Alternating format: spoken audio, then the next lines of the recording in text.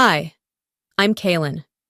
On my 20th birthday, my sister gave me a glitter crown labeled King of Disappointment. Everyone laughed. My mom toasted to it. My dad took pictures. I was the one flipping burgers for my own party. 3 days later, they apologized. But by then, I'd already cut the power, canceled the insurance, and closed every account that carried their names. They thought it was a joke. But what kind of family plans your humiliation like a surprise party? Ever wonder what happens when the quiet one finally speaks? What if I told you the crown was just the beginning? I should have known something was off when they didn't let me help set up. My birthday, my backyard, and somehow I was just a guest. The tablecloths were pastel pink, strung too tight across the folding tables. Jolene flitted around like she was the mayor of Springdale, tossing air kisses and laughing just a little too loud. And the guests? Not a single one was from my circle. All her friends, people who barely remembered my name. They brought out a cake I was allergic to, chocolate hazelnut. I hadn't eaten that since my ER trip in college. When I pointed it out to Corliss, my mother, she waved a dismissive hand. Just scrape off the top, don't make it a thing. I forced a smile as guests hugged me with that awkward stiffness you reserve for coworkers you don't know well. No one asked me how I felt. They just shoved phones in my face for selfies, or posed with Jolene while I stood behind the grill, flipping burgers. One guy, I think he was Jolene's friend from Pilates, joked, "You're the birthday chef, huh? Multi-talented." I was too busy making sure the meat didn't burn to laugh. Midway through the party, Jolene called everyone's attention. "We have a special surprise for our very own Kaylin," she said, grinning like she was giving me a scholarship. She reached into a paper bag and pulled out a crown, cheap cardboard, glittered in red. Thick, blocky letters across the front. King of Disappointment. People erupted with laughter. Even my dad chuckled. Mom didn't even lift her glass of rosé. I froze. For a second, I thought maybe this was a prank, something we could all laugh about later. But then Jolene stepped forward and placed it on my head. "There," she said, straightening it. "Now you finally have a title." I smiled. Thin. Mechanical. Just wide enough to make it seem like I was playing along. "It's just a joke, Kaylin," Jolene chirped. "Lighten up." A joke you had printed. A joke you rehearsed. A joke that stuck. After that, no one handed me a plate. I was asked to take photos of everyone else. "Can you get one of us with the cake?" "Oh, and a group shot. Make sure everyone's in it." I took a dozen pictures that night. I wasn't in a single one. At some point, I found myself clearing plates, picking up half-drunk sodas and tossed napkins. A cousin leaned in and said, "Didn't know you were working catering now." I laughed. Because that's what you do when the pain is so familiar. It stops stinging and just settles in like background noise. And the worst part? The credit. People kept praising Jolene for the party. "You're such a great sister." "This is so thoughtful." Corliss beamed with pride, like she had raised Miss Hospitality. No one knew I'd paid for the decorations, or booked the tables, or ordered the food under Jolene's name, because her card was maxed out again. I was the scaffolding, and she was the photo op. It wasn't just the crown, it was the applause after.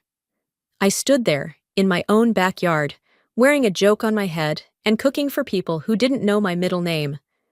And still, I smiled while cutting the cake.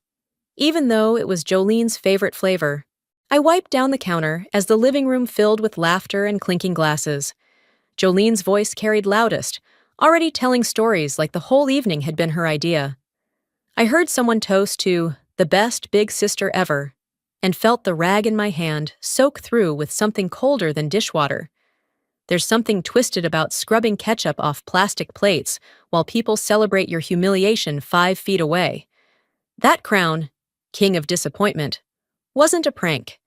It was a label they'd been dying to stick on me, and the moment they did, they cheered like it was liberation. I walked into the kitchen where Jolene was sipping her seltzer and scrolling through photos on her phone. "Can we talk?" I asked. She didn't even look up. "Sure. But if this is about the crown, relax. You've always been kinda heavy." Thought a little roast might lighten you up.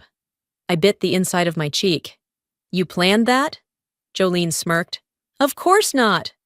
Well, maybe, but it was funny. Everyone laughed, Kaylin.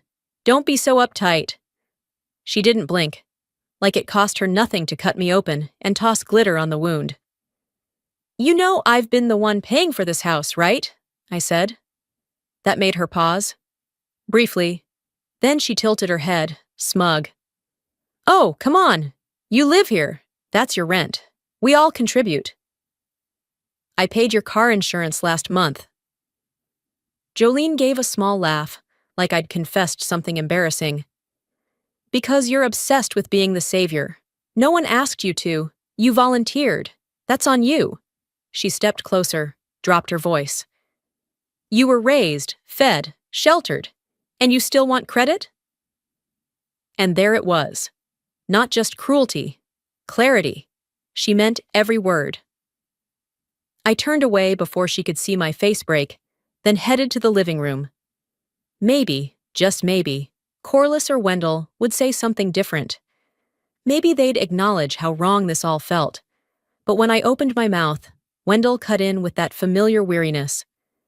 It was just a party, Kaylin. People laugh. You've always been sensitive. Don't make it bigger than it is. Corliss barely looked up from her phone. Your sister meant well. She went through a lot to make today special. Special! That was the word they used. I looked at both of them. The people who had watched me grow up, who had leaned on me when Jolene couldn't hold a job, who had handed me the family grocery list more times than I could count. And all I saw were two people who refused to see me at all. They weren't neutral. They were aligned. And I was on the outside, again. When someone laughs while you bleed, and the rest of them hand that person a towel, that's not a family. That's a production. I didn't slam the door when I got to my room.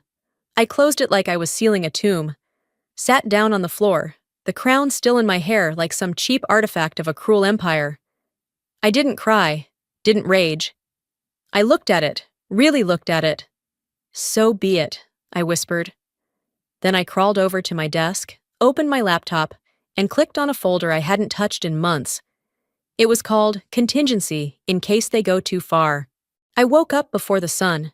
I hadn't slept much anyway. The house was still quiet, but I could hear the faint clink of dishes in the sink, the ones I'd washed last night while they passed around drinks and toasted to each other. My back still ached from leaning over the grill, my face from holding that damn smile. I reached for my phone on the nightstand. I wasn't ready to open messages, but habit won. The first thing on my screen was a video, birthday recap posted by Jolene. The thumbnail showed a slow-motion confetti pop, everyone laughing. I pressed play. There I wasn't, not once. Every clip, every photo had been curated like a marketing campaign. Jolene laughing, Jolene with the cake, Jolene giving a toast, wearing a new dress I hadn't seen before. It was all so polished, edited with upbeat music and light filters. My name was in the title, but not in the content. Somehow they managed to make a party about me without me, I muttered, eyes dry.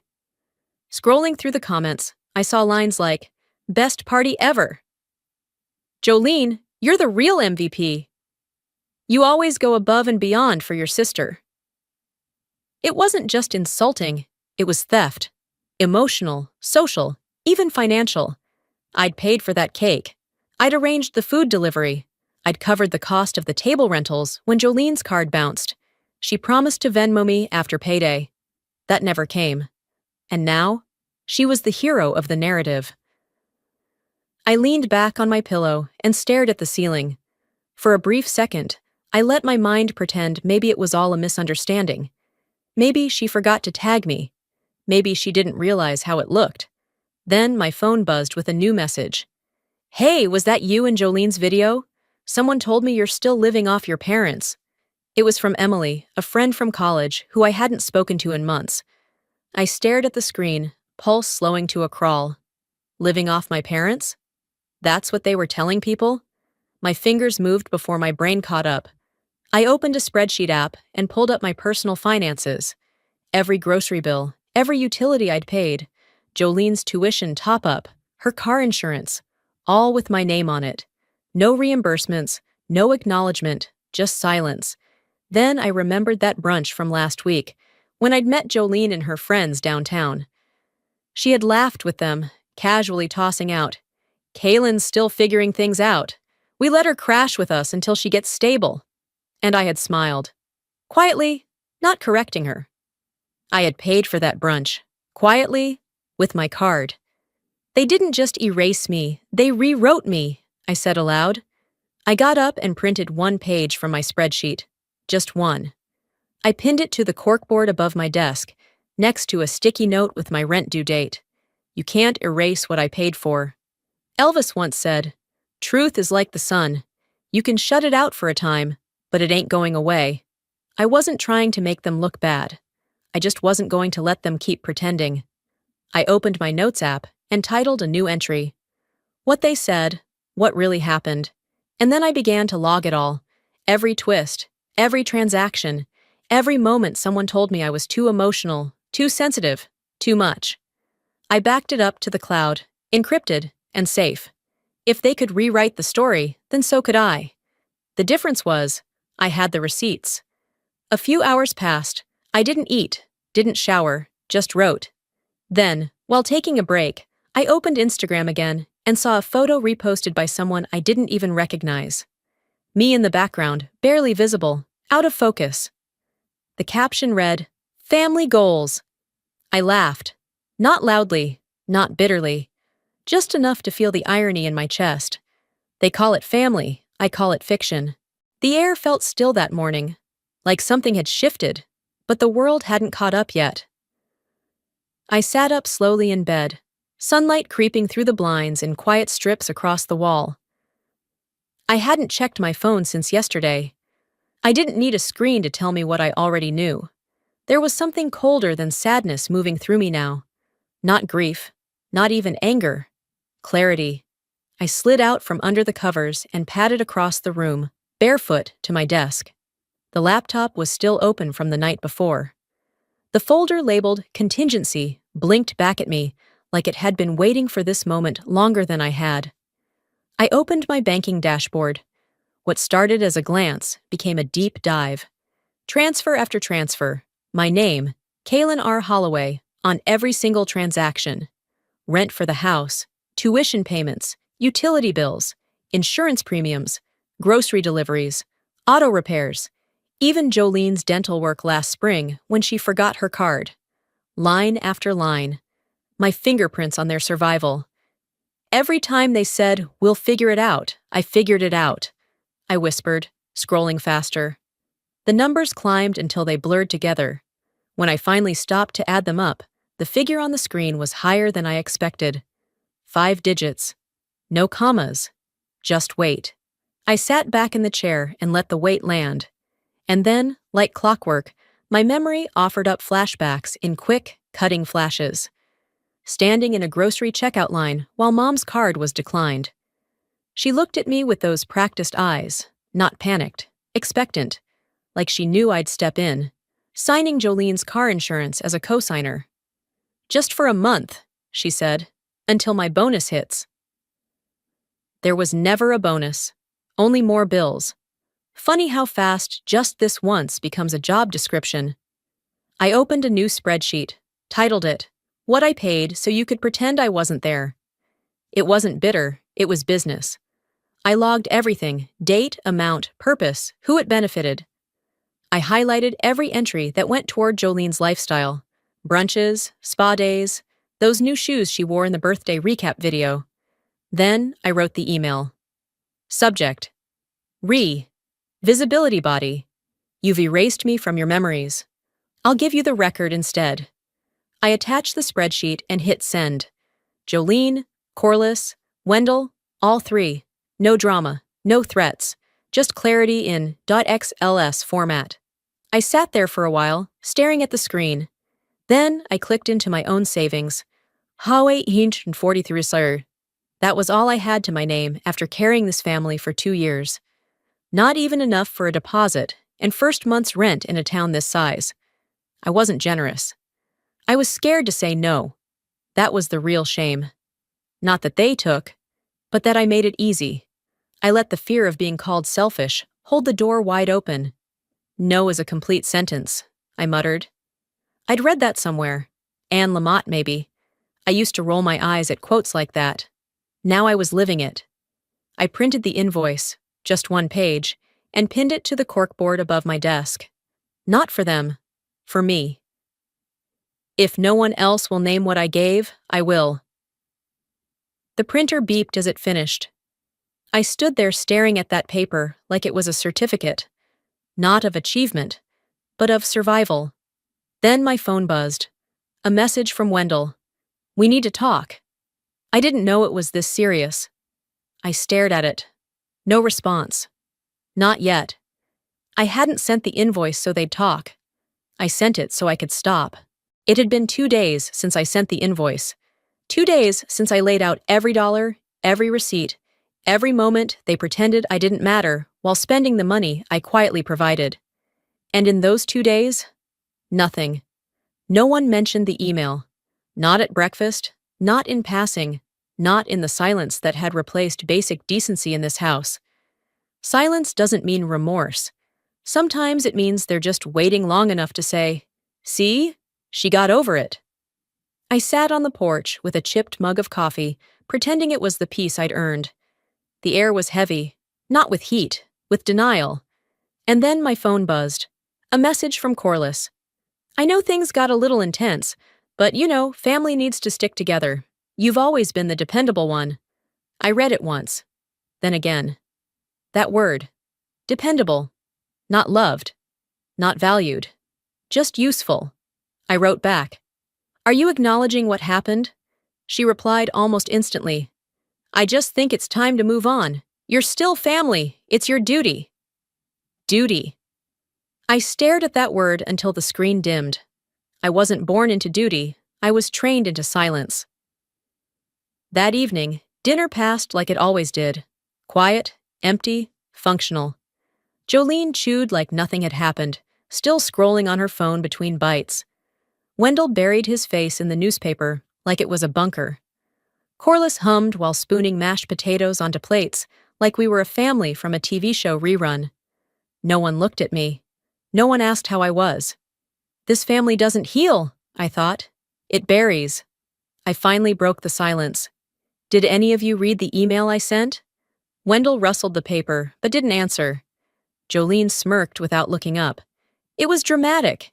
You've always had a flair for the theatrical. And just like that, the conversation was over. Later that night, another message from Corliss lit up my phone. If you felt hurt, I'm sorry you saw it that way. But please don't let this divide us. I read it 3 times. That wasn't an apology. That was gaslighting with a smile. They didn't want me to be okay. They just wanted me to shut up and resume the role. Daughter, fixer, doormat. Quiet and reliable. I started typing. I wasn't hurt because you joked. I was hurt because you believed it. Then deleted it. Some things are too true to be sent to people who won't understand. I unplugged the Wi-Fi router from under my desk. Not in anger, just quiet decision. Then I stood and pulled down every photo from the corkboard.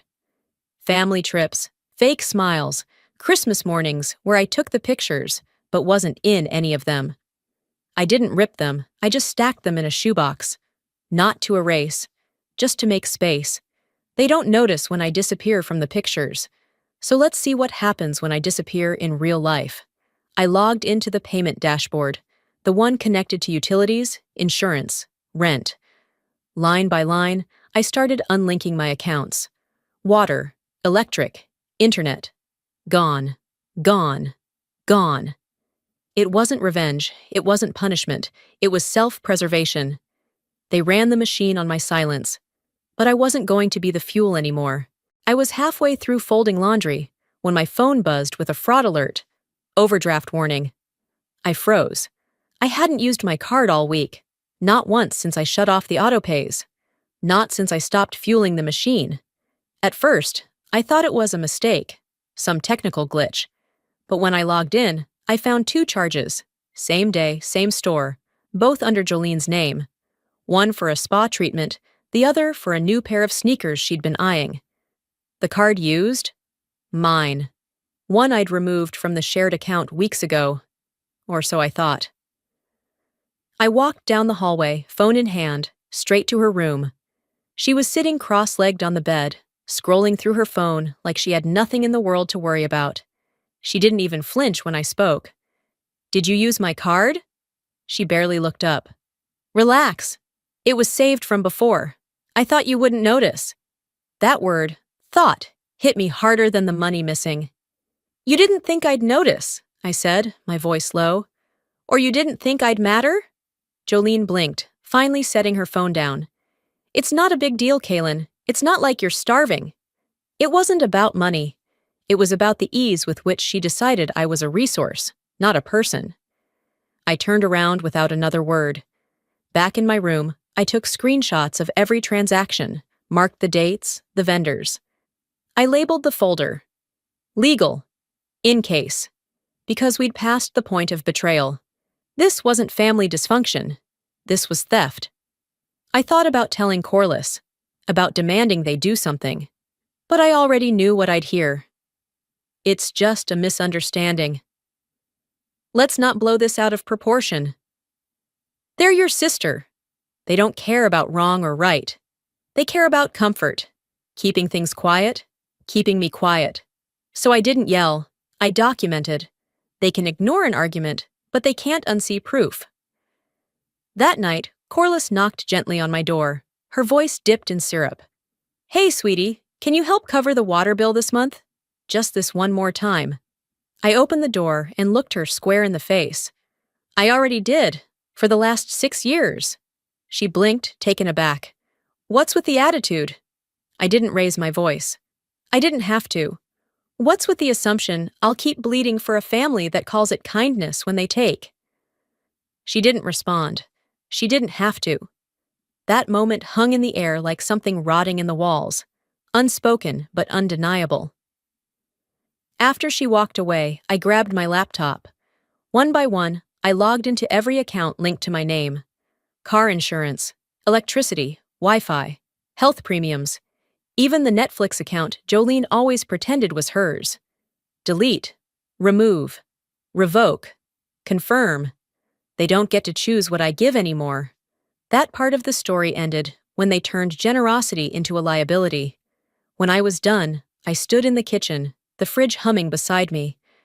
I wrote a note on a sticky pad and slapped it next to the grocery list Jolene never updated. "If you need help, ask someone you respect." I didn't sign it. They knew my handwriting. As I turned off the kitchen light and walked back to my room, my phone buzzed again. Jolene was live on Instagram. The title read, "Clearing the Air." Of course. She went public, so I opened my files. I poured my coffee in silence, the hum of the fridge the only sound in the kitchen. The house felt unusually cheerful. Jolene's music leaked through the hallway. Corliss was humming like she hadn't read a single comment from last night's live stream. No one mentioned my absence in that video. No one mentioned me at all. They erased me in real time. With Wi-Fi and applause. I took my mug to the dining table and opened my laptop. The cursor blinked at me like it was asking permission. I didn't slam a single button. Every click was calculated, methodical. Water bill, disable autopay, electric, change login credentials, internet, remove saved card, health insurance, unlink bank routing. Jolene's name disappeared from my authorized users list like she had never existed. I didn't yell. I didn't announce it. I just stripped their access like I was finally closing a back door I never meant to leave open. "If you want independence," I said aloud to no one, "this is what it looks like." The coffee had gone cold by the time Corliss walked into the kitchen. She didn't look up from the paper she was holding. "Hey, sweetie," she said, like we hadn't traded words like razors 3 nights ago. "Could you drop off a check at the dentist for Jolene? She's been swamped." I took a breath, smiled politely. "If she has teeth, she has hands. She can go." She blinked, let out a chuckle that didn't match her eyes. "You okay?" "Finally." That night, After dinner passed in the usual performance of civility, Wendell at his crossword, Corliss wiping down an already clean countertop, Jolene texting with her neck tilted just enough to seem unreachable, I asked them to sit. They gathered in the living room reluctantly, like I'd called a meeting for something trivial. I stood, arms relaxed. "I won't take long," I said. "I just need to be clear." Jolene rolled her eyes, dramatic as always. "Is this a TED Talk?" I looked at her, calm, controlled. "No, but it's the last warning you'll get without paperwork attached." That made Wendell stir. "Let's not make this bigger than it is." "It already is," I replied. "You're just the last to admit it." They didn't respond, not because they didn't have something to say, because they realized the rules had changed and none of them knew the new playbook. Back in my room, I opened my journal, wrote the date at the top and the phrase that had been circling in my head since I clicked remove for the last account. Today wasn't about shouting. It was about not whispering anymore. I inserted my flash drive into the laptop and copied everything over. Banking records, screenshots, email threads, labeled the folder, failsafe. I remembered a quote I'd read years ago, but never let sink in until now. "Don't set yourself on fire to keep others warm." Penny Reed had written that. It stayed with me like truth often does, quiet at first, then sharp. My laptop pinged just as I was about to shut it. A new email from Corliss. Subject, urgent, account access denied. Of course, they wanted a silent provider. I became a quiet firewall instead. I didn't even hear the email chime. I just saw the red notification dot glaring back at me from the top of my screen. Subject line, loan account flagged for default. Urgent. My heart didn't race. Not anymore. That part of me had worn out. I clicked without hesitation. The loan was in my name. The balance overdue. The mailing address matched this house. The email and phone number on file? Jolene's. You can't just steal a name and call it family. I called the creditor directly. The woman on the other end was polite in that careful, legally bound kind of way. After confirming my identity and verifying the last 4 digits of a number I hadn't used in 2 years, she spoke again. "Yes, Ms. Holloway. The account was opened 3 months ago under your full name, with your SSN, but the contact info matches someone else. Can you send me a copy of the signed application and the IP address used to submit it?" There was a pause. "Yes, we'll email that to you by the end of the day." That's all I needed. I added the new evidence to my folder, the one labeled legal in case, because this wasn't emotional anymore. This was criminal. I stepped into the hallway, my socked feet making no sound against the old wood floor. Jolene was in her room, door cracked just wide enough for the music from her Bluetooth speaker to spill out. She didn't look surprised when I knocked. "You opened a loan in my name," I said. She didn't even mute the music. "You always overreact. It was just paperwork to get through a rough patch." "Rough patch?" I blinked. "That's not what this is. That's not a patch. That's jail language." Her jaw clenched. Then, like a child scolded for stealing candy, she slammed her bedroom door. Not a denial, not even an apology, just noise. Later that afternoon, I walked to the library. I couldn't stand the sound of the house anymore, its fake calm, its bad insulation, holding in more history than heat. I wandered the aisles until I reached nonfiction, self-help, divorce, boundaries, codependency, trauma recovery. I reached for a worn paperback titled Breaking Family Contracts. The subtitle read, How to Heal When They Don't Want to Change. I tucked it under my arm and checked it out without saying a word. In the back corner of the library, near the computers, I heard my name. My full name, Danika's voice. "Kaylin? She's kind of high-strung, makes everything a drama." I stopped mid-step, peeked around the shelf. "She lives off her family, but acts like a martyr," she added, laughing softly. I didn't confront her. What would be the point? She wasn't talking to me. She was performing for someone else. I pulled out my phone, found her contact, and deleted it. That was enough. Some friends are just audience members in disguise. Back at home, I slipped into my room, left the book on my nightstand, and opened my journal. I wrote, "I'm not rewriting the ending anymore. I'm erasing the script." The sun was setting by the time I felt like I could breathe again. I laid back on the bed, feeling something solid in the softness of the mattress for the first time. My phone rang. I answered without looking at the caller ID. "Miss Holloway, this is Internal Affairs from Redwood Credit. We'd like to schedule a meeting. In person." My stomach didn't drop. My chest didn't tighten. I just exhaled. Turns out, when you stop being silent, people start whispering louder. The yelling started before I even left my bedroom.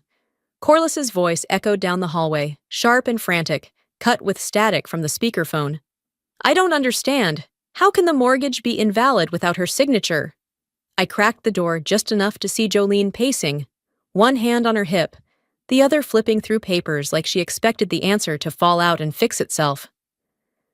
Wendell stood by the window, arms crossed, saying nothing.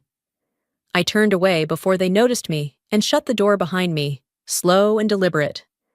They didn't notice when I signed the papers. Now they notice because I walked away. Back in my room, my inbox had a new email. Cosigner removal confirmed. Mortgage terms voided. Minutes later, Corliss was pounding on my door. Not knocking, pounding. "You need to fix this," she shouted. "You're putting us all in danger." I opened the door, leaned against the frame. Calm. "No," I said. "You put yourself there the second you decided I was your backup plan, not your daughter." Her mouth opened, but I didn't give her time to speak. Being family isn't a subscription you auto-renew. You can't just charge me without consent and call it love. I closed the door again.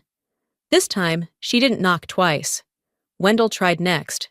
"We'll figure it out together," he said, voice lower, like a man trying to sound reasonable, without realizing how far past reasonable we were. I looked at him through the crack in the door. "You had 2 years to figure it out," I replied. "I was your solution. Now you face the equation." Then I grabbed my keys and walked out of the house without another word. At the cafe downtown, I ordered coffee I didn't really want and found a table in the back where I could watch the door. Not for anyone specific, just out of habit. I needed the space, the air, something that didn't smell like desperation or Febreze. I opened my phone and saw Jolene had gone live again. This time, she was crying. "She just started pulling away. We tried to be there, but she shut us out," she told her followers. "We're family, and she's tearing it apart." Comments came fast. "You're just mad she stopped letting you drain her." "She paid your bills and you gave her a crown?" "We saw the receipts. We saw the crown. We know who the disappointment really is." I saved the stream, screenshotted every top comment, not for vengeance, for memory. They tried to turn it into a circus. I built the tent, now I burn it. I opened Instagram, uploaded a single photo, no captioned breakdown, no hashtags, just a snapshot of the spreadsheet I'd emailed them days ago. The caption? "My silence paid for your comfort. That lease has expired." I didn't tag anyone, didn't wait for likes. I closed the app and leaned back, letting the bitter espresso settle on my tongue. I didn't need a crowd, I needed peace. The phone buzzed again, a new message, from Avis. Subject, good. Now let's tell the rest of the truth.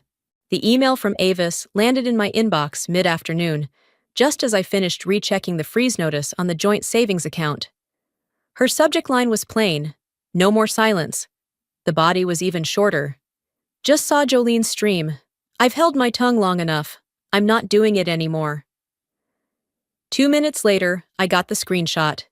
Avis had commented directly under Jolene's livestream, no anonymity, no filters. "Kaylin was the only adult in that house. You just didn't like the mirror she held up." That comment detonated everything. For the first time, I didn't feel like I was screaming into a void. One by one, the tide in the comment section shifted. Strangers, old neighbors, former classmates, people I barely remembered, chimed in. "I remember Kaylin walking Corliss to dialysis every Thursday." Didn't she cover Jolene's first year at college? Funny how the only one not speaking publicly is the one who actually paid for everything. Jolene tried to shut down the comments, but it was too late. People were already sharing clips, screenshots, receipts I hadn't even posted yet. I didn't say anything. I didn't have to. The truth doesn't need volume, just visibility. I scrolled Jolene's page. Her follower count dropped in real time. The curated aesthetic, sunny brunches, wellness quotes, and makeup tutorials now had comments like, "You should apologize, not monetize. This isn't transparency, it's projection." Meanwhile, Corliss had started texting extended family. "Please don't take sides," she wrote to one cousin. "This is a private matter." But the screenshots were already on group chats, and no amount of guilt tripping was going to make people unsee the truth. Receipts always resurface. That evening, I was sitting in the library's back corner when my phone buzzed again. Avis had sent me a video file. It took a moment to load, and when it did, I sat there frozen. It was footage from an old camcorder, dated, grainy, a birthday party in someone's backyard. I was 8 years old, standing in front of a cake. Jolene, 6 at the time, was crying because she didn't get the corner slice. I handed her mine. The camera caught Corliss laughing, saying, "She always knows how to keep the peace." The footage ended there. Avis had added one line of text beneath the file name. "She's been cleaning up after you since she was in single digits." I posted the video on Facebook. No caption, no context. Within an hour, it was everywhere. The comment that stuck with me came from a retired teacher I hadn't seen since middle school. "Not everything needs a mic. Some things just need memory." And still, despite the vindication, I didn't feel triumphant. I felt steadier, not happy, not sad, just less tilted. Justice doesn't always come with joy.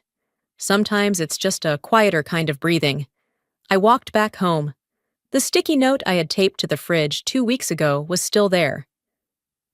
"If you need help, ask someone you respect." No one had touched it. I was pouring a glass of water when my phone rang. I knew the number before I saw the screen. "Avis," I answered. Her voice was calm, no anger, no excitement, just steady. "Are you ready to tell them everything? Not just what they did, but who you are now?" I didn't answer right away. I looked at the note again, then out the window, where the yard still held the dent from the party tent. I exhaled. Slow. Because surviving them isn't the story. Becoming myself is. I sat in the kitchen, slowly stirring my coffee, as if the movement might settle something inside me. The silence in the house felt different now, not the kind that came from avoidance or apathy. It was the quiet of people scrambling behind doors, whispering into phones, trying to keep a dam from cracking. Jolene hadn't left her room.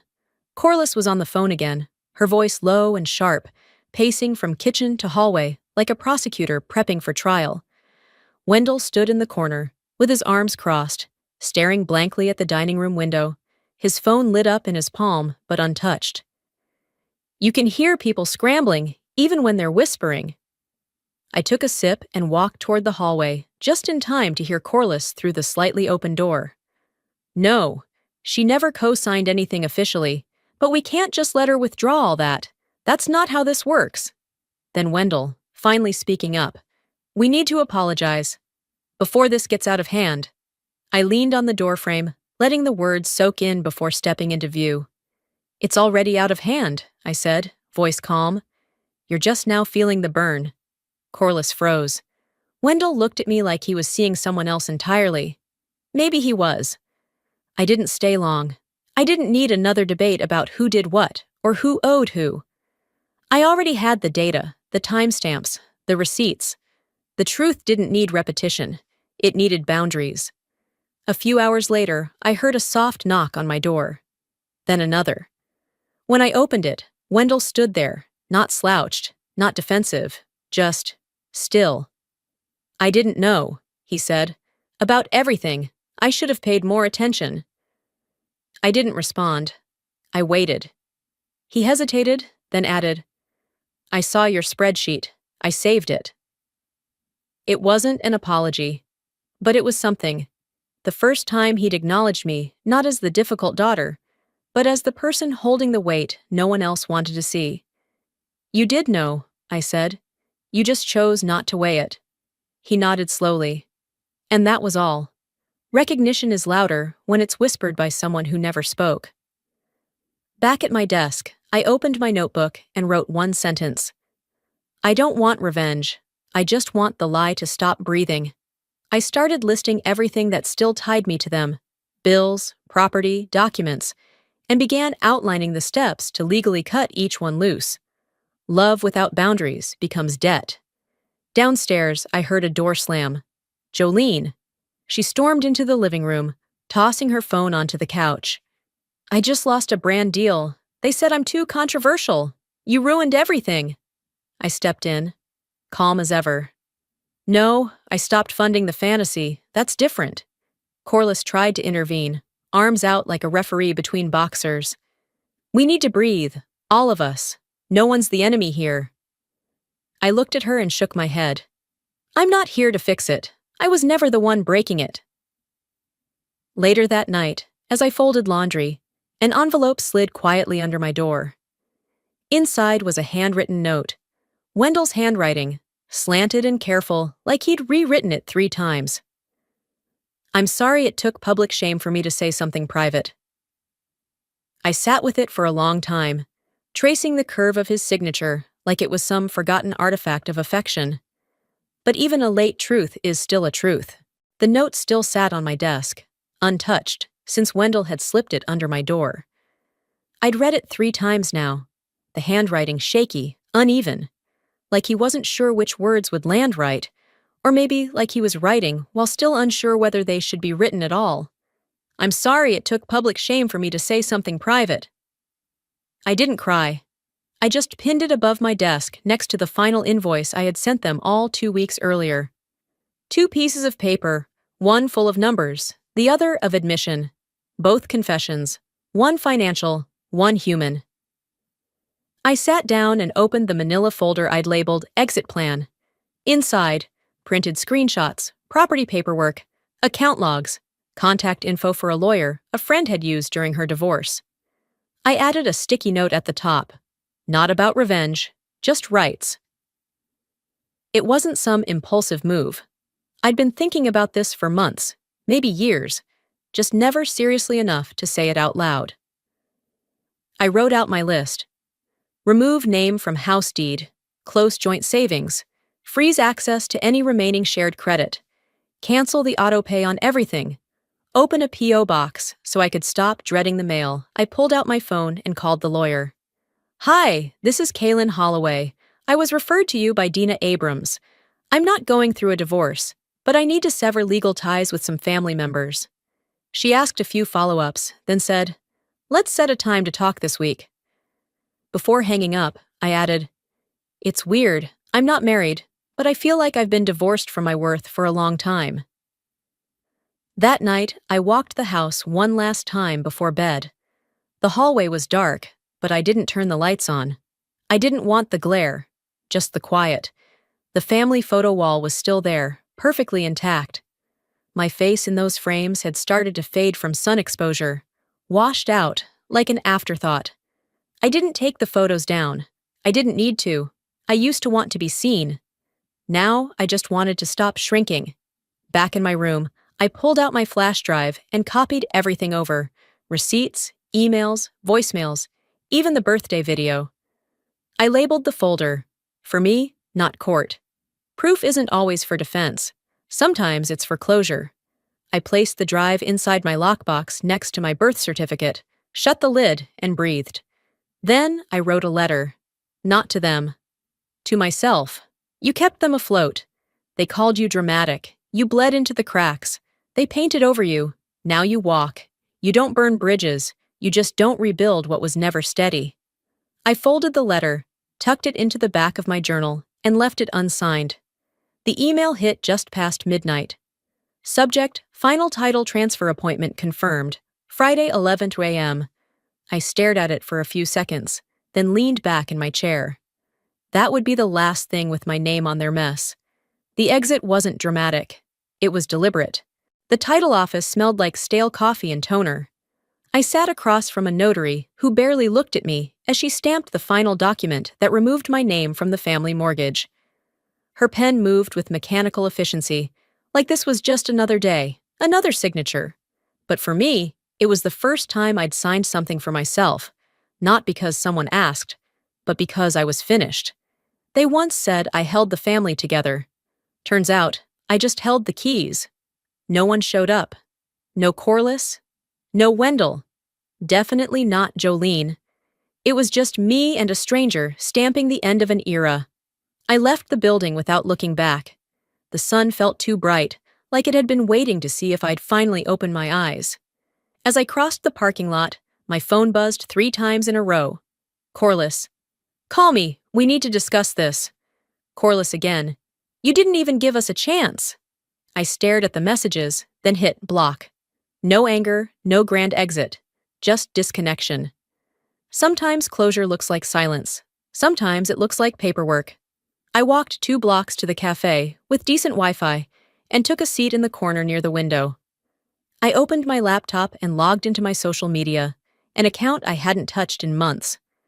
My profile picture was still from last year's Thanksgiving, a forced smile with Jolene cropping me halfway out. I uploaded a photo, my final invoice spreadsheet. The caption was short. Trick candles only look pretty until you realize they never blow out. Here's everything I paid while being labeled the family disappointment. I didn't tag anyone. No names, just facts. No rage, just receipts. It took 5 minutes for the post to catch traction, 10 for it to spread, a few shares, then hundreds, then thousands. You said what many of us never could. My mom made me pay rent at 15 and still called me ungrateful. Blood doesn't make it safe. The comments kept pouring in, stories from people I'd never met, strangers who had walked variations of my path. Jolene tried to do damage control. She posted a story with her usual curated lighting and makeup on point. Family shouldn't air dirty laundry. Corliss commented underneath one post shared by a mutual friend. We all made mistakes, but this is excessive. I didn't respond. Instead, I added one pinned comment under my own post. Laundry only smells when it's left dirty too long. Later that evening, a message popped up from Avis. You did it. But remember, your truth isn't just a weapon, it's a door. You get to walk through it now. I typed back, then I'm walking. I closed my laptop and slid my flash drive into my backpack. There was one last thing I needed to do. I opened the drawer at the bottom of my desk, the one I hadn't touched in weeks, and pulled out the paper crown. Still intact, still glittered. King of Disappointment. I held it in both hands, not with anger, but with recognition. Time to return what never belonged to me. I slipped the crown into my tote bag and zipped it closed. The plastic points scratched faintly against the lining, like it was resisting its own burial. I didn't give it the satisfaction of hesitation. I grabbed my keys, a folder with the last of my receipts, and stepped out the door. The drive to the house was familiar but sterile. No music, no daydreams, just the hum of the engine and the quiet certainty of finishing something I should have left undone years ago. I pulled into the driveway slowly. Their cars were there. I hadn't expected that. My plan was to slip in, grab a box I left in the back closet, and walk out before anyone noticed. But of course, the universe always has a flair for the inconvenient.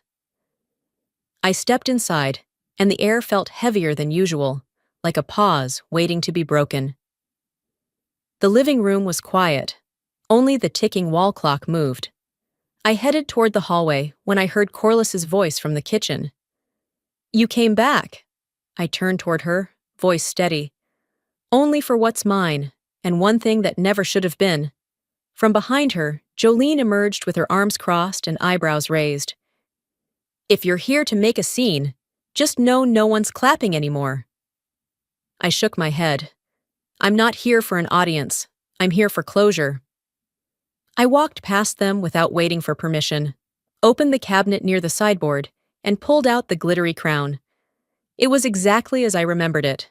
Cheap, smug, and covered in gluey red sparkles. "You called it a joke, then a tradition, then harmless," I said, turning it slowly in my hands. "But this thing carried more truth than you meant it to." No one stopped me as I stepped outside into the backyard. I walked to the fire pit, the same one we used for summer s'mores and forced laughter. I dropped the crown inside, then struck a match and let it fall. It caught quickly, curling in on itself like even it was embarrassed by its meaning.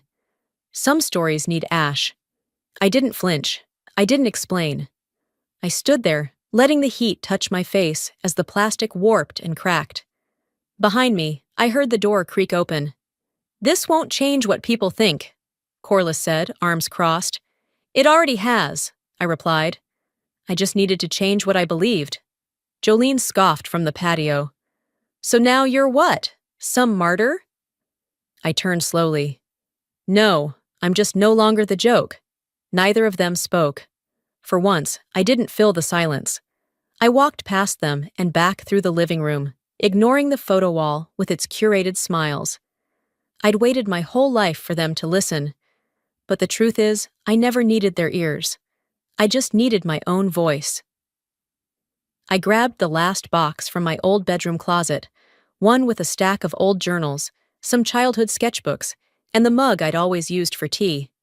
Nothing valuable to anyone but me. I didn't cry. I didn't linger. I didn't even check for dust. I stepped outside, closed the front door behind me, and exhaled. I didn't burn the house. I burned the illusion that it was ever mine. On the drive back into town, I didn't take the highway.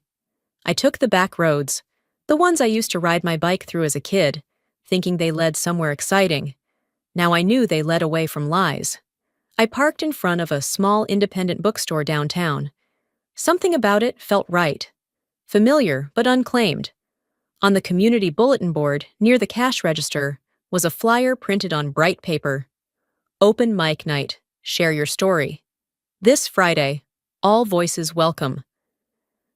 I stared at it for a moment, then reached for it, folded it carefully, and tucked it into my jacket pocket. Some truths aren't meant to be whispered anymore. I walked out of the bookstore with the flyer still warm in my jacket pocket, like it carried more weight than paper should. I didn't go straight home. Instead, I wandered for an hour, past storefronts I hadn't noticed in years, letting the silence do what words couldn't. By the time I arrived at the cafe, the sky had folded into soft orange. A chalkboard out front announced open mic night tonight. Inside, fairy lights dangled over bookshelves and mismatched chairs. The host greeted me with a smile and a clipboard. "Still got one spot left if you want it." I nodded. No hesitation. Signed my name. Kaylin M. Last on the list. Fitting. I took a seat in the back, the paper crown tucked in my bag, burnt edges still brittle from the fire pit. I rested my hand over it briefly, then focused on each voice that went before me. Poems about grief, songs about lost dads, a man who stuttered through a love letter to himself. Then the host called my name. I stood. No hand tremor, no throat catch. I stepped onto the tiny stage and pulled the folded crown from my bag, holding it like a relic. "On my 20th birthday," I said, "my family gave me a crown. It read, King of Disappointment." A murmur rippled through the audience. No laughter. They planned it for a week, laughed when they placed it on me, called it a joke, then a tradition, then harmless. I took a breath, and 3 days later, they apologized. Quietly, privately. But by then, I had already stopped paying their bills, and their narrative. You could hear a spoon fall into a teacup in the corner. That's how quiet it was. "I wasn't angry I paid," I said. "I was angry they pretended I didn't. I never wanted thanks. I just didn't want to be erased." I reached into my coat and unfolded a single sheet. The spreadsheet. My final invoice. My proof. I brought the record, not for revenge, for truth. I clipped it to the mic stand. Someone clapped. Then another. then the whole room. I stepped down without bowing. I didn't need affirmation. I already had clarity. Outside, the air felt gentler. A woman in her 60s approached, silver curls tucked behind her ears. She looked like someone who'd held too many things in for too long. "Thank you," she said, her voice soft but sure. "I divorced a whole family last year. No court involved, just boundaries." We hugged once, brief, no names exchanged. "Sometimes," I told her, "the people who hear you best were never supposed to share your last name." She smiled and walked away. Later that night, curled in bed with the cafe still buzzing in my chest, I checked my phone. A single message from Jolene blinked on the screen. "You really had to go public?" I stared at it a moment, then typed back, "No. I had to go free." I deleted the thread. Not with anger, with understanding. Closure isn't clean, it's just quiet. I opened my laptop. The screen glowed against the darkness, cursor blinking in rhythm with my breath. I clicked on a blank blog draft and typed the title, "Things I Paid For and the Things I Let Go." I didn't write another word, not yet. But the door was open. The cursor blinked, but I didn't write anything more. I closed the laptop, folded the flyer from the cafe back into my pocket, and let the silence settle. 1 week later, the silence was still here, but now it felt earned. I opened the blinds in my new studio apartment in Fayetteville. Light spilled across bare wood floors. No background noise, no footsteps overhead, no arguing behind doors I didn't own. Just me, a chipped coffee mug, and sunlight resting on the spines of books I'd chosen for myself. The kitchen was small, but it was mine. A calendar hung beside the fridge, with no birthdays circled, no bills pinned. Just open squares waiting for new decisions. Freedom doesn't announce itself. It waits. Patient, steady. I didn't notice it arrive. I only realized it had been here when I stopped holding my breath. One box sat untouched in the corner. I knelt and pulled the tape loose. The label, "Loose Ends." Inside was the flash drive, tucked in a velvet pouch. The burned edge of the crown I hadn't tossed after the cafe reading. And a photo, one I didn't remember packing, of me at 10, smiling beside Corliss, Wendell, and Jolene. We were all in focus, all pretending. I looked at it for a long time. Not with rage, just distance. "I don't miss the people," I whispered. "I miss the version of me that thought they'd protect her." I didn't hang the photo. I slid it into the back of a drawer. Later, I sat by the window with my journal open and pen poised, but no script in mind. I wasn't writing for memory anymore. I was writing to let go.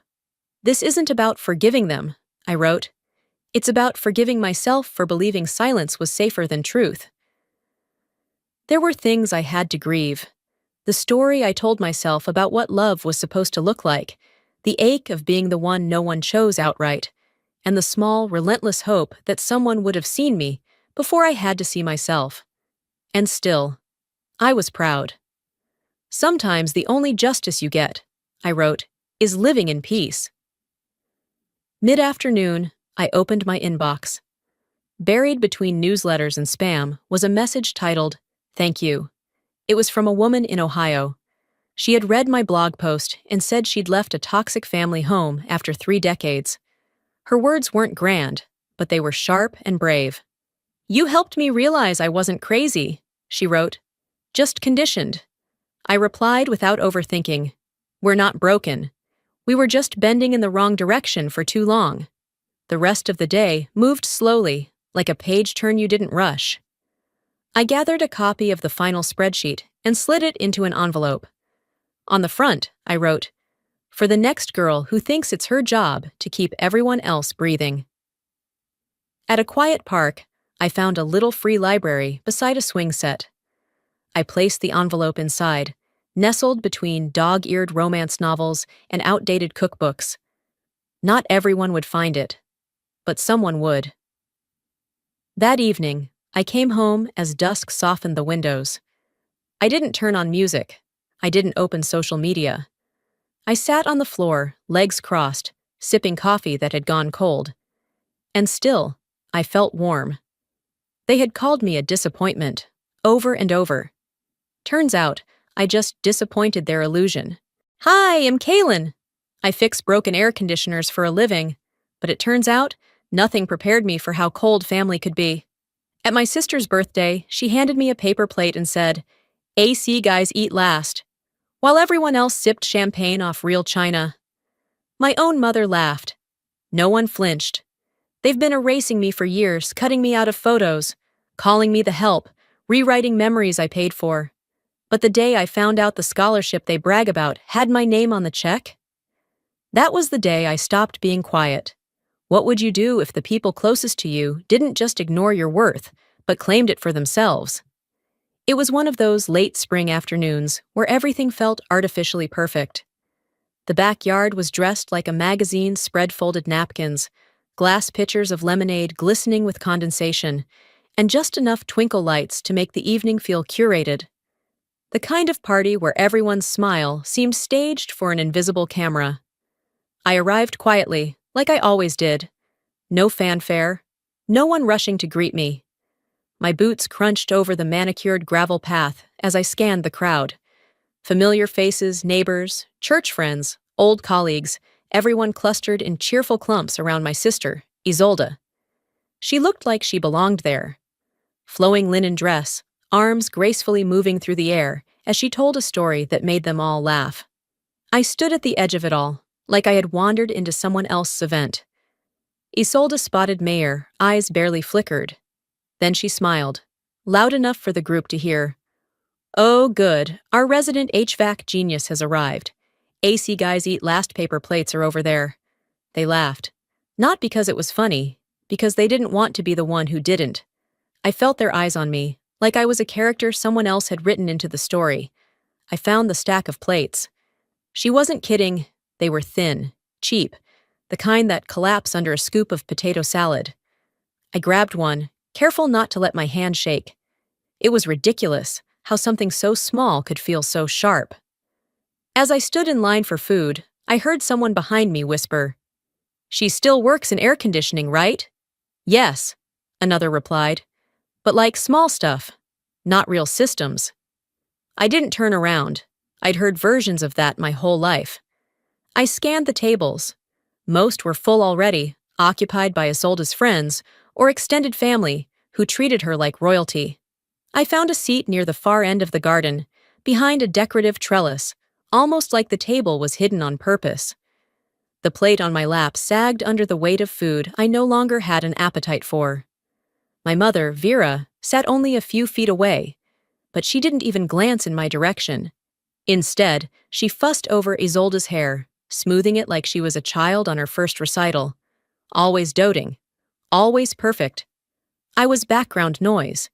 Every so often, it'd catch someone's gaze, then they'd quickly look away. They didn't want to be caught noticing me. That was worse than anything else. That's when you know, you're not just being ignored, you've become inconvenient. I thought about leaving. I imagined standing up, putting the paper plate on the edge of the table, and walking out without a word. But my feet wouldn't move. I heard my grandfather's voice in my head salace calm and measured like always. "You don't need to shout to be heard. Just wait until it matters. He died 5 years ago. Sometimes I wonder if I stopped being visible the same day he stopped breathing." I stayed. I watched Isolde raise her glass for a toast. The crowd leaned in, adoring her. "To family," she said, her voice warm like honey. "And to second chances." A second chance for what? I wanted to ask. For pretending I wasn't sitting right there? I didn't. I smiled. The kind of smile you wear when your throat burns. I sipped my drink and played my part. I knew how to do that. I'd had a lifetime of rehearsal. Across the lawn, Isolde locked eyes with me just for a second. Her smirk held subtle, calculated. She knew exactly what she was doing. And I knew something too. She didn't know I wasn't just walking away. I was walking toward a decision. But before I could even finish that thought, the sound of silverware clinking against champagne flutes signaled yet another toast. I hadn't moved far. I was still in the garden, a few feet behind one of the catering tables, Out of direct view, but close enough to hear. Isolde stood near the center, glowing beneath the patio lights like some pageant queen from a town too proud of its own history.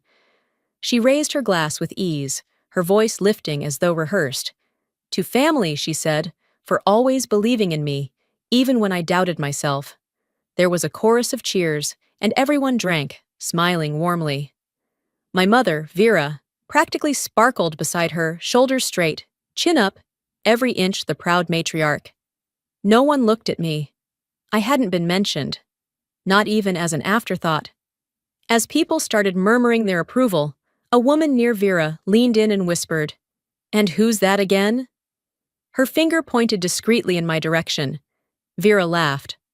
"Oh, that's, Kara? Kylie?" She squinted, then let out another soft chuckle. "She's the younger one, works with heating or cooling, one of those." That did it, not just the hesitation, not just the name. It was the ease with which she forgot me, or chose not to remember. I wasn't sure which one was worse anymore. I could feel my heartbeat in my ears. My hands stayed still, fingers lightly gripping the stem of my untouched glass. The silence around me wasn't external, it was the kind that came when your own presence felt like static no one wanted to tune into. I stepped aside, weaving through bodies that didn't notice me, until I was standing near the edge of the pool deck. The string lights above hummed faintly, their glow too soft to cut through what I was feeling. I wasn't angry, not yet. It was something colder disbelief that no longer surprised me. I didn't expect to be celebrated. But being erased? That took intention. I turned back toward the crowd. Vera was still holding court, smiling tightly at another guest. I walked up to her, not dramatically, not demanding, just present. "Mom," I said calmly, "can I talk to you for a second?" She didn't even turn all the way toward me. "Sweetheart, don't ruin the mood. It's Isolde's night. It'll only take a minute." Her eyes met mine briefly. There was something between annoyance and embarrassment there. "Kaylin," she said, dropping her voice so only I could hear, "please don't make this about you." That sentence. The softness in it wasn't kindness. It was control. I nodded once. Not in agreement, just acknowledgement. And I stepped back. A few people noticed the interaction. I saw their glances, the way their eyebrows rose slightly, then quickly reset into indifference.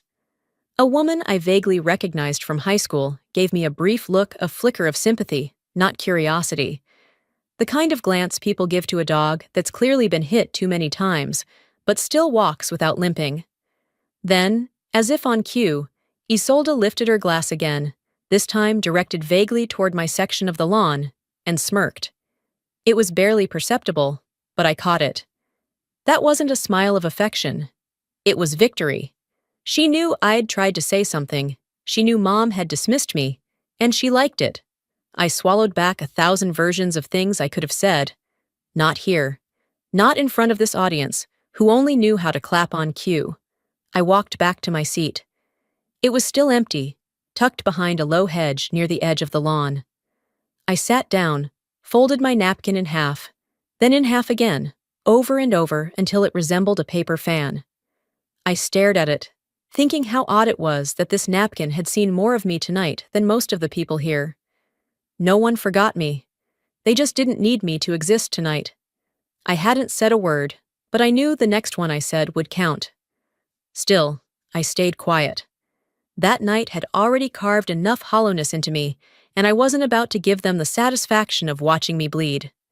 Instead, I slipped inside the house. Not because I wanted to hide, but because I needed to breathe. The hallway was cooler, quieter. I passed the kitchen, where the catering crew bustled politely, trying not to overhear the evening's politics. I turned toward the sitting room, then stopped. Along the far wall stood a display Isolde had clearly curated. Framed photos arranged by phase of life. Graduation, sorority formals, a semester abroad, birthdays, even baby pictures. Her timeline, frozen in pastel mats and gold-trimmed frames. I scanned the wall slowly. Not one photo of me, not a single shared memory. Except one. Christmas, years ago. She was 6, I was 4. I remember the itchy sweater, the smell of pine needles on the carpet. I remember sitting on the floor beside her as she opened a music box. But in the photo, there's only Isolde in the box. The left side of the frame where I should have been is cropped. Clean cut, clean erasure. I stepped closer. Maybe I was remembering wrong. Maybe I'd imagined being there. But no, I knew the look in her eyes. The exact way she held that lid, tilted just so. I had been right next to her. I hadn't been forgotten.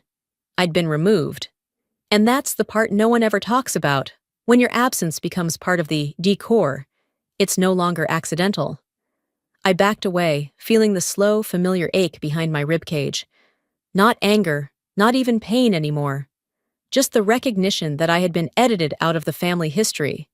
Not for being bad or absent or difficult, but because I wasn't shiny enough to fit the narrative.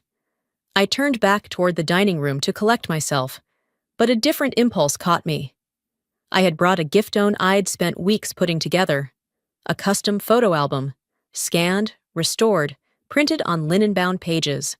Childhood birthdays, camping trips, silly Polaroids with frosting on our faces. Not just of her but us. Together, side by side.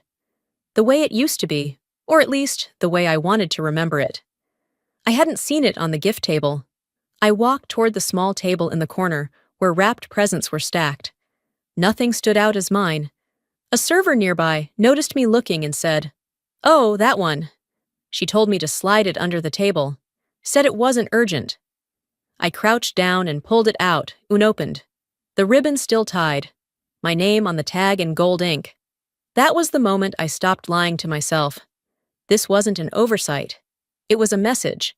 She never meant to open it in front of people, because it didn't fit the version of her life she was performing for them. I walked out to the back patio, beyond the edge of the party where the noise faded into cicada hums and distant cars. I sat, hidden behind the hedges, unwrapped my own gift, and opened the album. Photo after photo, each one anchoring a version of the past no one else seemed to remember. Me, holding her after she broke her ankle. Her wearing my hoodie on a trip to Galveston. Us in matching t-shirts from the county fair. Proof that I had existed, not just in the background, but in the center of things, once. I flipped another page and thought, when no one remembers your kindness, it starts to feel like betrayal to yourself to keep offering it. There wasn't sadness in that moment. There was clarity. I closed the album and slid it back into my bag. The party music shifted to something louder, faster. People were dancing now. I hadn't been missed. I stood, brushed the dust from my heels, and looked out across the lights and laughter I wasn't part of. I wouldn't play the kind one anymore. Not because I had turned cruel, but because silence hadn't protected anyone. It had only made me disappear. This ends soon. She thought it was just a game, but it played quiet long enough. As I re-entered the main garden, the air had shifted. The earlier glow of golden hour had faded into the crisp blur of twilight. People were mingling now, a little looser after a few rounds of wine and champagne. Laughter rose from the fire pit area. Someone turned up the music, but I didn't move toward the crowd. I stood by the far side of the patio, arms folded, watching Isolde command yet another moment. She clapped her hands and announced something about gratitude and legacy before walking toward a wooden easel near the back fence. Draped over it was a black cloth, and with exaggerated ceremony, she pulled it down to reveal a collage of frames photos, notes, names. Above the display was a sign carved into reclaimed wood, "To those who carried me here." The applause was instant. People leaned in to admire it, murmuring. I moved closer, careful not to draw attention. I scanned each section, handwritten letters from her favorite professor, a note from her yoga instructor, a quote from our mom about resilience. Even the nail salon lady had a spotsome, recycled wisdom about persistence and polish. I kept looking. Once. Twice. 3 times. I wasn't there. Not a note, not a name, not even a single picture of the nights I stayed up editing her college essays, or the years I worked double shifts to help her cover car payments when Dad refused. They didn't forget, I thought. They erased. The clapping faded. Isolde gave a coy smile, clearly pleased with the display. She stepped aside and said something about starting a trivia game. People began drifting toward the lawn, excited for another round of attention disguised as entertainment. I turned away, my mouth dry. A bench sat tucked near the hedges. I walked toward it slowly, slid my fingers into my wallet, and pulled out my driver's license. It was a ridiculous impulse, but I needed to see it in my name. Kaylin R. Hathaway. Still mine, still legal, still real. I ran my thumb along the edge of the plastic. No matter how many times they left it off a wall, or a program, or a group text, it still existed. I still existed. From the other end of the yard, Isolde's voice rang out. "Okay, everyone! Who knows me best?" A few cheers followed. I stayed seated, watching from the shadows. She held up a card. First question. Who loaned me money during my freshman year when I couldn't pay for textbooks? I blinked. Someone yelled, "Vera!" Isolde grinned. "Correct!" The crowd clapped. I froze. It had been me. I remembered the wire transfer from my savings account like it was yesterday back when I was still on a tech salary and every $100 hurt. I never asked for her to say anything.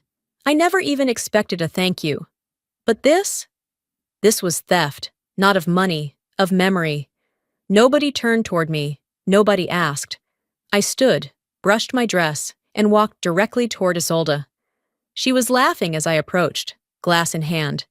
When she saw me, her smile tightened. "If you keep rewriting the truth," I said calmly, "don't be surprised when I write my part back in." She tilted her head, mocking sweetness. "Relax. It's just a game."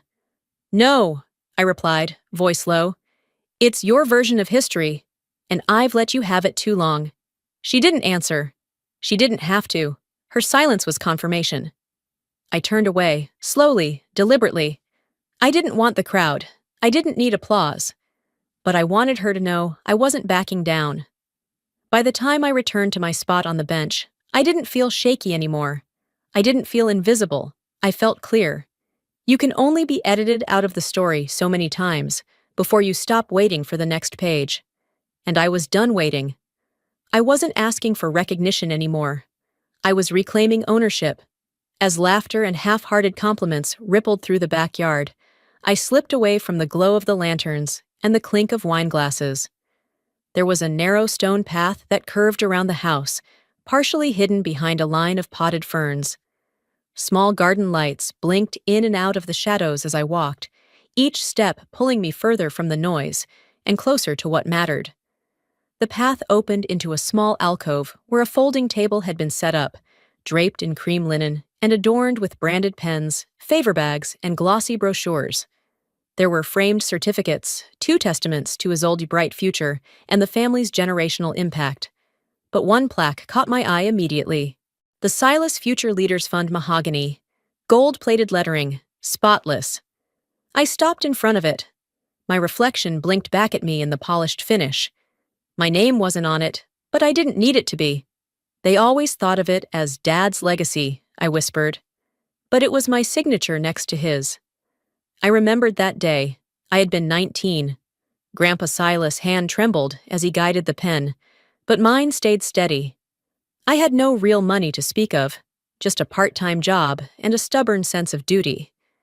Still, ID contributed quietly because Grandpa wanted the fund to live long after he was gone.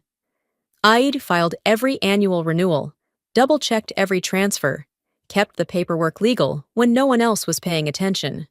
Isolde hadn't even come to the signing. She had a photo shoot or a party, one of those vague events that always took precedence. But no one ever remembered that. No one brought up my role. They credited Vera, they praised our father, they centered everything around Isolde if the fund had bloomed from their combined greatness. And I had let them. I hadn't corrected them. I hadn't explained. Silence, I was learning, doesn't just keep the peace, it allows history to be rewritten in real time. Every moment I stayed quiet, the truth got a little blurrier. Their version got a little bolder. I pulled my phone from my clutch and scrolled through my inbox. The subject line was still there, Unread. Scholarship renewal action required due next month. And there it was, plain as anything. My name under primary co-sponsor. My signature was still the one they needed. A quiet ping vibrated through the evening silence. I stared at the screen, the soft glow painting my hands with light. The control was still mine. They'd just forgotten.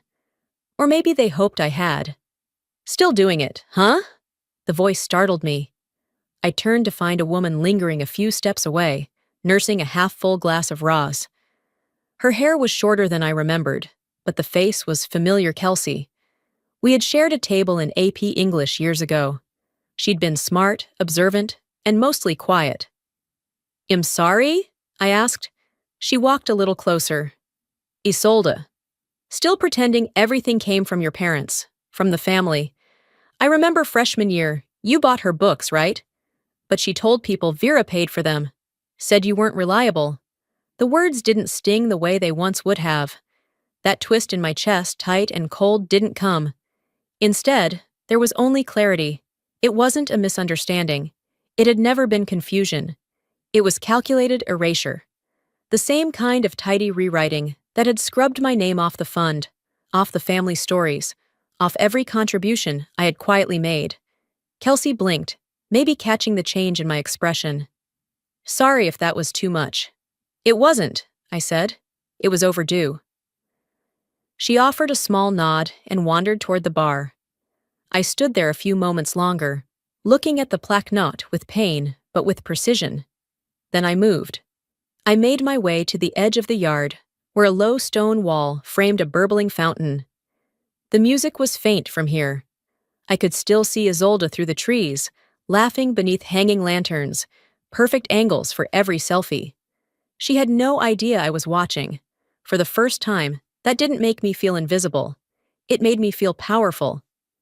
I opened my phone again, created a new draft, and typed, "To the Silas Fund Board, I'd like to request a temporary hold on all scholarship renewals tied to my co-sponsorship, effective immediately.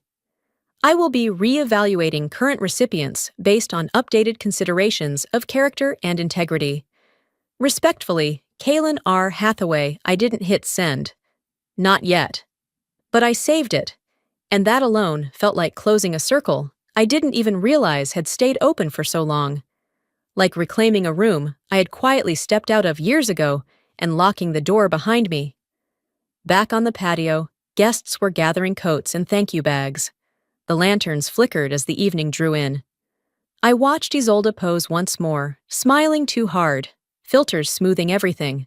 She didn't see me in the dark. But I saw everything, and I no longer felt like the outsider at my own family's celebration. I felt like the storm gathering just beyond the light, calm, silent, and entirely mine to unleash. She tried to laugh me off the stage, but she forgot who built it. I didn't wander far, just far enough to stay in the shadows, to be forgotten, but not out of earshot. I stood under the pergola near the fence line, arms folded, sipping the last of my drink. Arlo stood beside me, quiet, calm. His stillness wasn't out of place, but I could feel the tension behind it. His jaw was set. His eyes never left the scene. Isolde stood on the small deck platform like it was her stage. Technically, it was. She had organized the entire party to celebrate her latest venture, which was vague on paper, but very loud in real life. There she was, all polished pride, holding the mic like a trophy and a flute of sparkling rose like a crown. She smiled no, posed for her audience. "All right," she called out, her voice drenched in honey and vinegar. "One final shout-out before we wrap up tonight." The chatter faded. Heads turned toward her. Lights strung across the patio flickered gently. The crowd leaned in. "To my baby sister," she said, voice rising slightly, "for showing up tonight with her handyman." A beat, then laughter, sharp, gleeful. Some of it half-hearted. The kind that said, "I don't get it, but I'm gonna laugh anyway." One person let out a shrill whistle. Another clapped once. My name was never spoken, but the target was clear. I felt it land like a slap that didn't sting me, but echoed off Arlo. He didn't shift, he didn't blink. but I saw it, heard it. And in that moment, he waited. He didn't speak for me. He didn't try to shield me. He waited to see what I would choose to do. I handed him my glass, and I walked. Every step across the lawn felt heavier than the last. But not with Shimeno. I was done with that. What weighed me down was the knowledge that I'd let her do this for far too long. Isolde had always found a way to make me small, always in passing, always with an audience. She didn't see me approach at first. Her back was half turned as she laughed, still basking in the afterglow of her joke. I stepped into the circle. The laughter died. I stood just close enough to smell the sickly floral perfume she used, God. That scent. It took me back to high school, when she'd spritz my pillows just to make me angry before bed. Always a joke, always a jab. She blinked at me. I didn't raise my voice. I didn't need to. "Mock me all you want," I said, steady and clear, "but don't drag Arlo into your insecurity parade." For the first time in a long time, she didn't have a comeback ready, just a flicker of confusion. Then she smirked, that trademark tilt of the head. "Hez a big boy, he can take it." I nodded once. So can I. But I won't, not anymore. Silence, no applause, no gasps, just a quiet that carried weight. People exchanged glances, no one interrupted. I turned and walked away.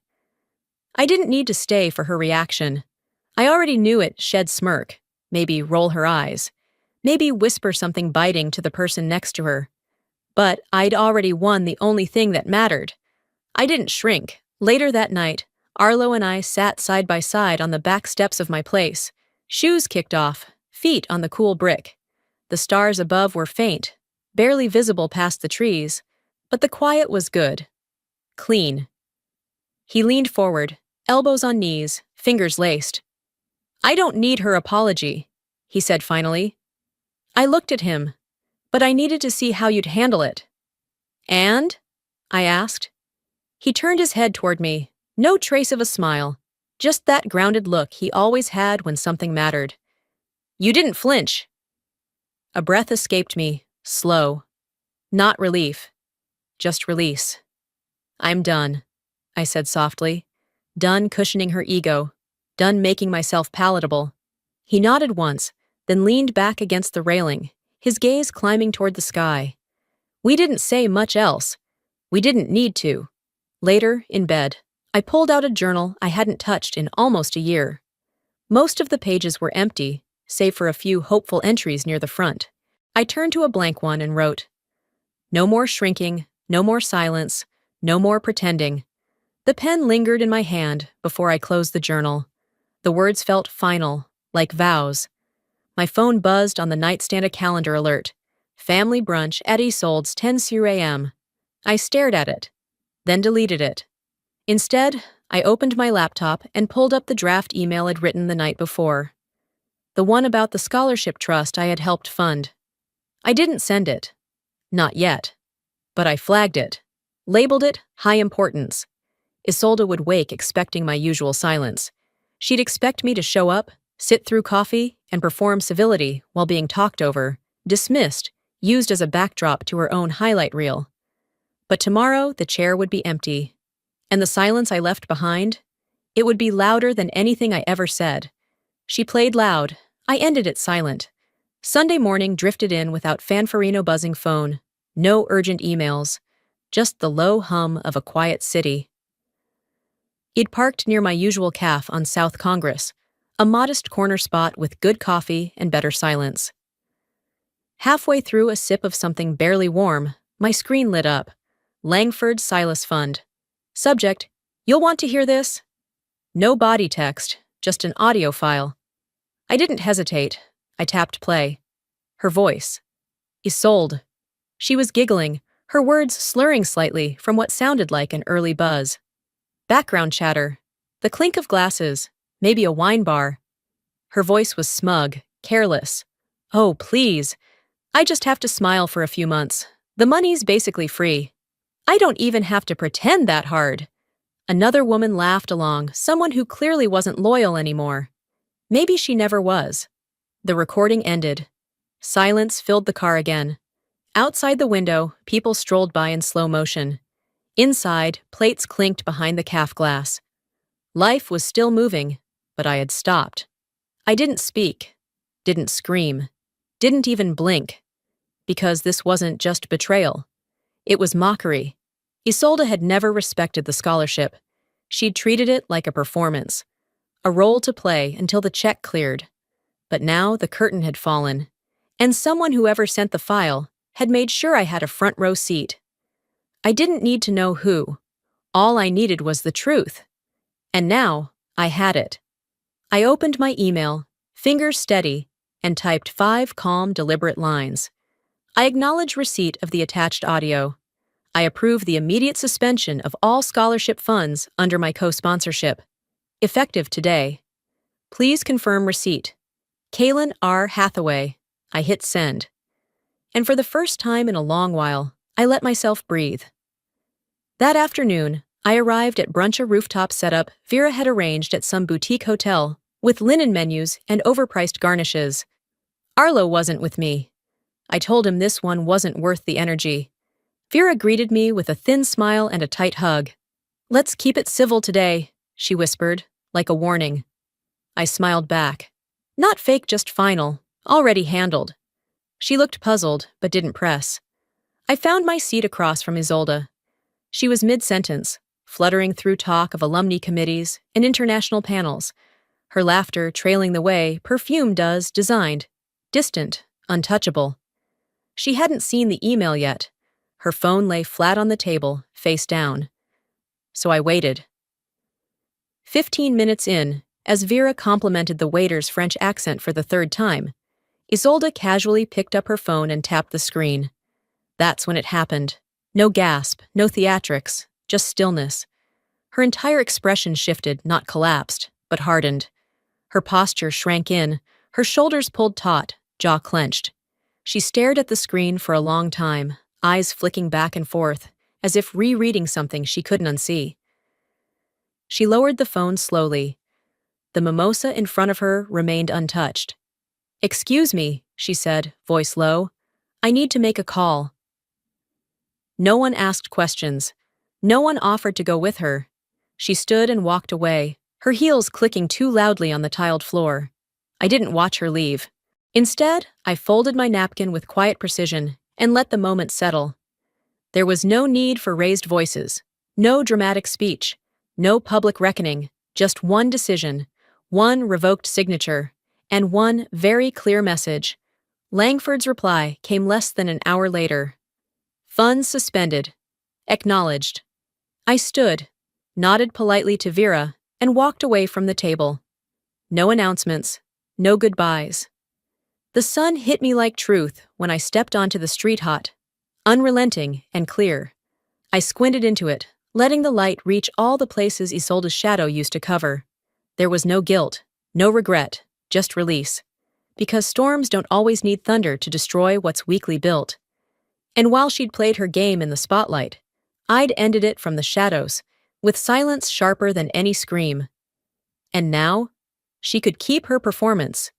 The stage was mine. The apology never came. But silence? It did the talking for her. Monday looked like any other. I got up, put the kettle on, and fed the neighbor's cat, who barely acknowledged me. I watered the porch plants half-heartedly. Those succulents always looked on the verge of quitting anyway. Then I sat down at the table, my laptop already open like it had been waiting for me. There it was, still sitting in my drafts. The email. It wasn't a last-minute decision. It had been marinating for days, maybe even weeks. Every time I hovered over the send button, something inside me wavered, not out of doubt, but conditioning. That old reflex to smooth things over, to make sure everyone else stayed comfortable. Not this time. Subject: formal withdrawal of co-sponsorship Silas Fund. I didn't change a word. It was precise, factual, and unemotional. No accusations, no barbed sentences. Just the truth. I read it one last time and clicked send. No dramatic music cue. No deep cinematic exhale. Just a soft, internal shift like finally taking off a coat you didn't realize had been suffocating you. I stood up, opened the window, and let the breeze in. It wasn't victory. It was peace. 5 minutes later, Langford replied. Acknowledged. Well, notify the applicant and board immediately. Short, cold, perfect. I gave a small nod to no one in particular, imagining him typing that response with the same tight professionalism. Across the city, I pictured her, Isolde checking her inbox. Maybe she was at her favorite caf. Maybe she was rehearsing one of her public speeches about leadership and resilience, and then just 6 sentences that ended the performance. I wasn't there when she read it. Didn't need to be, but I got a front row seat to the aftermath. That afternoon, she posted on her social media, polished, ambiguous, completely on brand. Due to unexpected shifts in funding, I've chosen to defer my program until next year. Trusting the process, trusting divine timing. I almost smiled. The comments rolled in like clockwork. Proud of you for handling this with such grace. God's delays are not denials. Setbacks are setups. You've got this. Let them believe what they want. Because this wasn't about punishing her. It was about ending the story they all insisted I keep playing a role in. I wasn't stealing anything. I was finally reclaiming what was already minime time, my energy, my boundaries. Later that evening, my phone lit up. Vera. For a second, I thought about letting it go to voicemail. But I knew better. Vera didn't call unless something was off script. I answered. Hello? She skipped the pleasantries. Did you do something to your sister's funding? Her voice wasn't angry, just unnerved, like the world tilted and she hadn't found her footing yet. I didn't rush to respond. Let her sit in it. Then, softly but firmly, I said, No, I did something for myself. That threw her. I heard it in the way her breath caught, like she was reaching for the next line in a script that had suddenly disappeared. For years, I'd been the fixer, the peacemaker, the one who nodded, who helped, who stayed quiet while they stepped on me with a smile. That person? She retired. I didn't explain myself, didn't offer details. I ended the call gently and didn't pick it back up, because I owed no one a defense for finally choosing myself. That night, the silence in the house felt different. Not hollow-earned. Arlo was working late, and I didn't bother with the TV. I didn't scroll or text or distract. I lit a candle, poured jasmine tea into a wide ceramic mug, and sat on the rug by the window. Outside, the world kept spinning. Porch lights blinked on. Someone walked their dog. A car idled at the stop sign before disappearing into the quiet.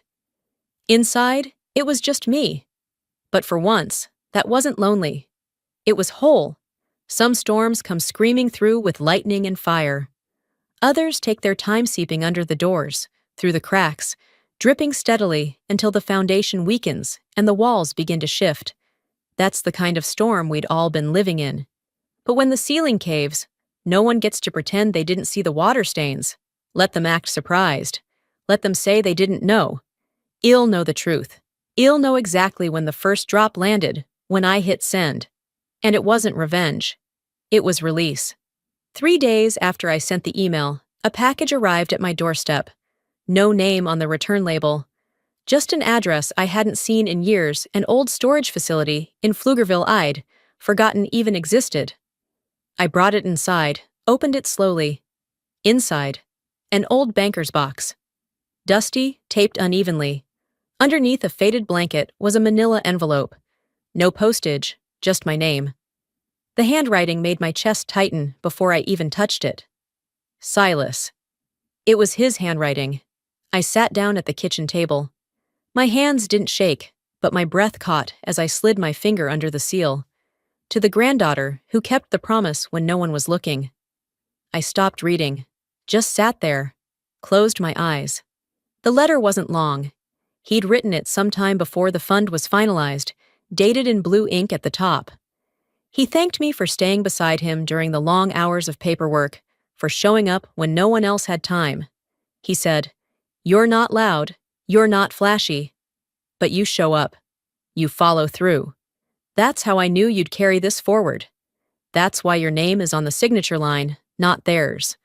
I cried, but not the way I had before. It wasn't grief, or rage, or the sting of being ignored. It was relief. A release I didn't know my body had been holding for years. Later that week, word began to ripple through the family. Not because of me, but because Isolde's version of the story was starting to crack. Some cousin from Arkansas messaged me. What happened to Isolde's program? A distant aunt asked, why would Langford cut her funding like that? And then there was Vera. She called on a Thursday evening. I answered, Kaylin, what did you do? I waited. Let her question breathe. I didn't do anything, I said.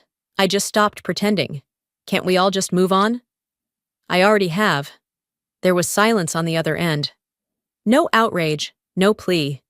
Just the quiet realization that her usual tools guilt, image, family reputation didn't work on me anymore. That weekend, she sent an email invite, family reset dinner, let's heal together. I declined. Instead, I visited the scholarship office downtown. I handed them a framed copy of Silas' letter and asked that it be kept with the official records. This belongs with the history of the fund, I said. It tells the part no one else recorded. The receptionist gave me a quiet smile and nodded. I walked out of that building lighter, not because I'd won anything, but because I was no longer trying to be chosen by people who never intended to see me. That evening, Arlo and I took a walk through the park near my place. It was quiet, a few kids on bikes, the smell of grilled food in the distance. We passed a community center under renovation. A new sign was being installed, mentorship, growth, connection. Arlo looked at me. You feel lighter? I shook my head. Not lighter, just clearer. We stood there a moment, watching the workers finish drilling the sign in place. I turned toward him. Maybe it's time I invest in something better. He didn't ask what I meant. He didn't have to. Some scars don't fade, but they don't stop you from building with steadier hands.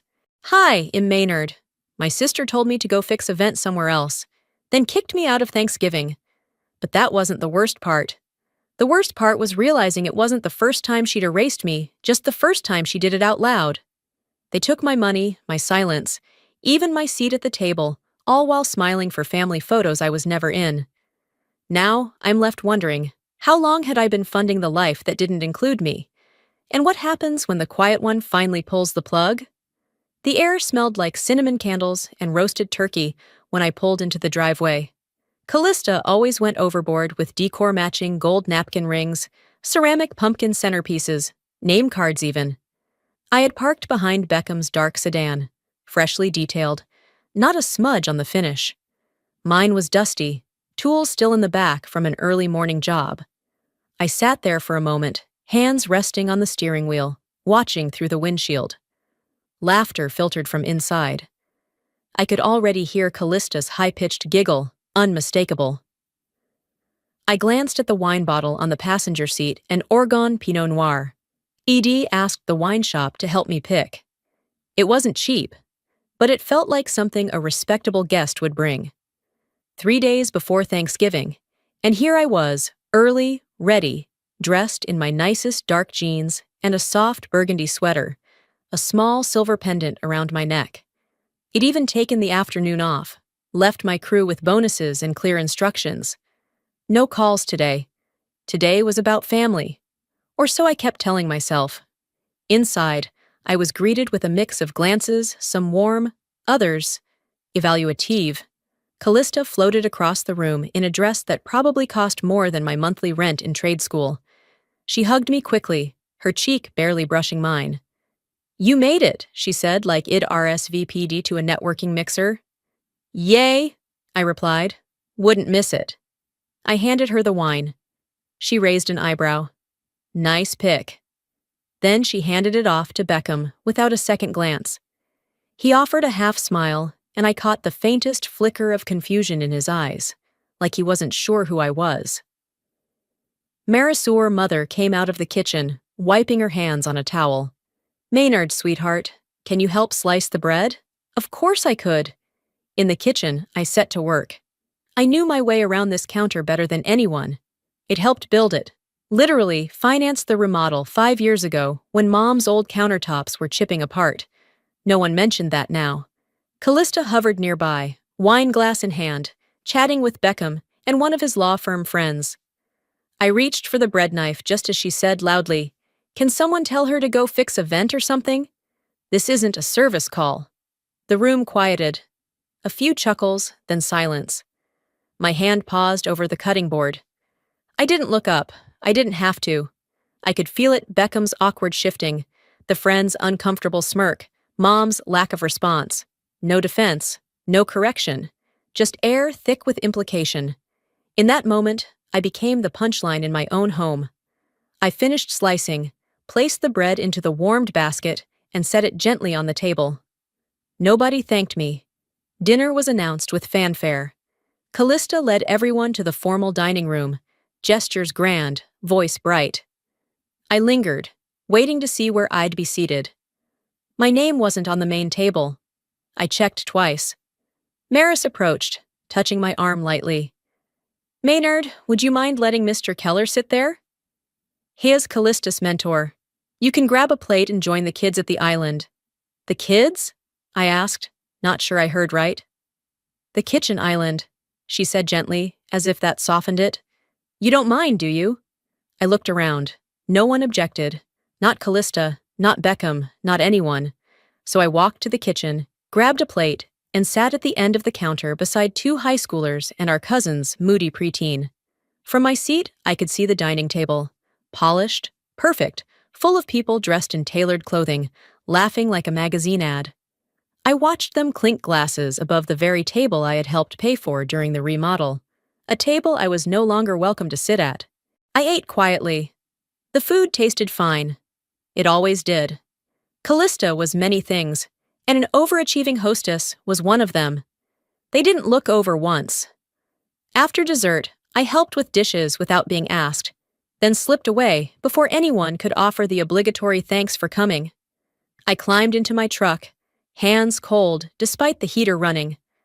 The neighborhood had gone still, porch lights flickering on, kids tucked inside, music playing faintly from another house nearby.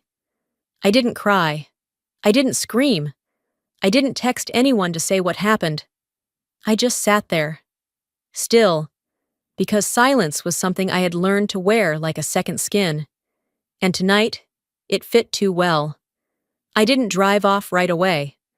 I sat there in the truck with the engine running, staring out at the house where everyone I was supposed to matter to had already moved on without me. The lights inside glowed warm and gold, shadows flickering as people passed by the windows. I could hear faint echoes of laughter when the wind shifted just right. They'd moved on to dessert, maybe coffee, maybe toasts. I was gone, and not one person had noticed. I didn't text anyone to say goodbye. No one reached out to ask if I was okay or where I'd gone. For all they knew, I could have been in a ditch somewhere. Or maybe they knew exactly where I was, right outside, but didn't think I was worth the trouble. My phone buzzed. For a second, I thought maybe, just maybe it was Maris, or even Callista. Maybe someone had come to their senses. It was Callista. I opened the message and read it once, then again. "Next time, try not to look like HVAC." Kinda messed up the vibe. There was no emoji, no sarcasm tag. Just those words, short, clean, cruel. I didn't reply. I didn't delete it either. I just stared at the screen, letting the glow wash over my face. It felt like something inside me had shifted, but not broken. More like it rearranged itself, like a bridge giving way after too many years of unspoken weight. Instead of crying, I turned on the radio. Static. I flipped through stations until I landed on a classical piece I didn't recognize. Violins, maybe. Something slow and sweeping. I let it play in the background while I opened Instagram. I shouldn't have, but I did. Callista had already posted a full photo carousel. The caption read, "Grateful for every person at this table. Family is everything." Slide 1. Callista and Beckham, arms linked, both glowing like a Macy's window. Slide 2. Maris at the head of the table, smiling beside Mr. Keller. Slide 3, the group shot. The whole family, apparently. Except I wasn't in it. I blinked. I remembered posing for that picture. I remembered standing between Aunt Val and my cousin Lenny. I remembered smiling, fake but full, because that's what you do for a family photo. And yet, here I was, scrolling through evidence that I hadn't existed. Either they'd retaken it after I left, or they'd cropped me out. Either way, the message was loud and clear. The comments rolled in. Such a beautiful family. Goals! Everyone looks so happy. I closed the app, my thumb shaking slightly, then opened the camera roll on my phone. I searched Thanksgiving. Last year, the year before. There were photos, plenty of them. Callista cutting pies, Beckham holding wine glasses, Maris arranging napkins like flower petals. But in all those photos, one thing stayed the same. I was always behind the camera, never in front of it. A few had my hand in the corner, my wrist maybe, the back of my head once.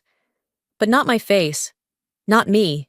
I remembered helping host last year's dinner because Callista was swamped with finals.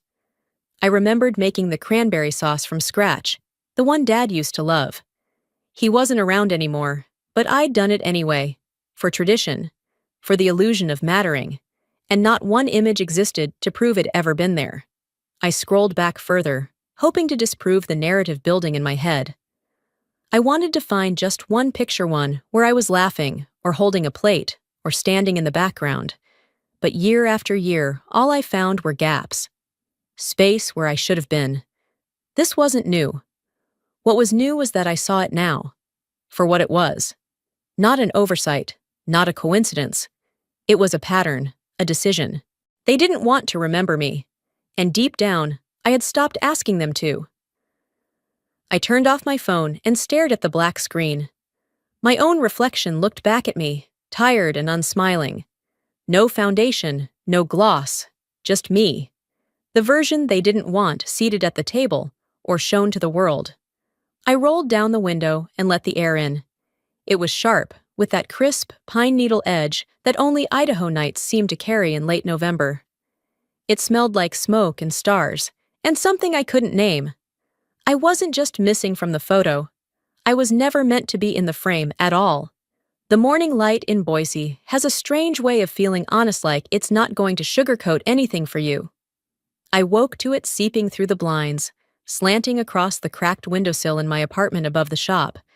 The heater clicked on with a grumble. It didn't help the cold that had settled in me overnight. My phone was face down on the nightstand, but I already knew what it'd see. Still, I picked it up. No missed calls, no texts, no one asking where I went.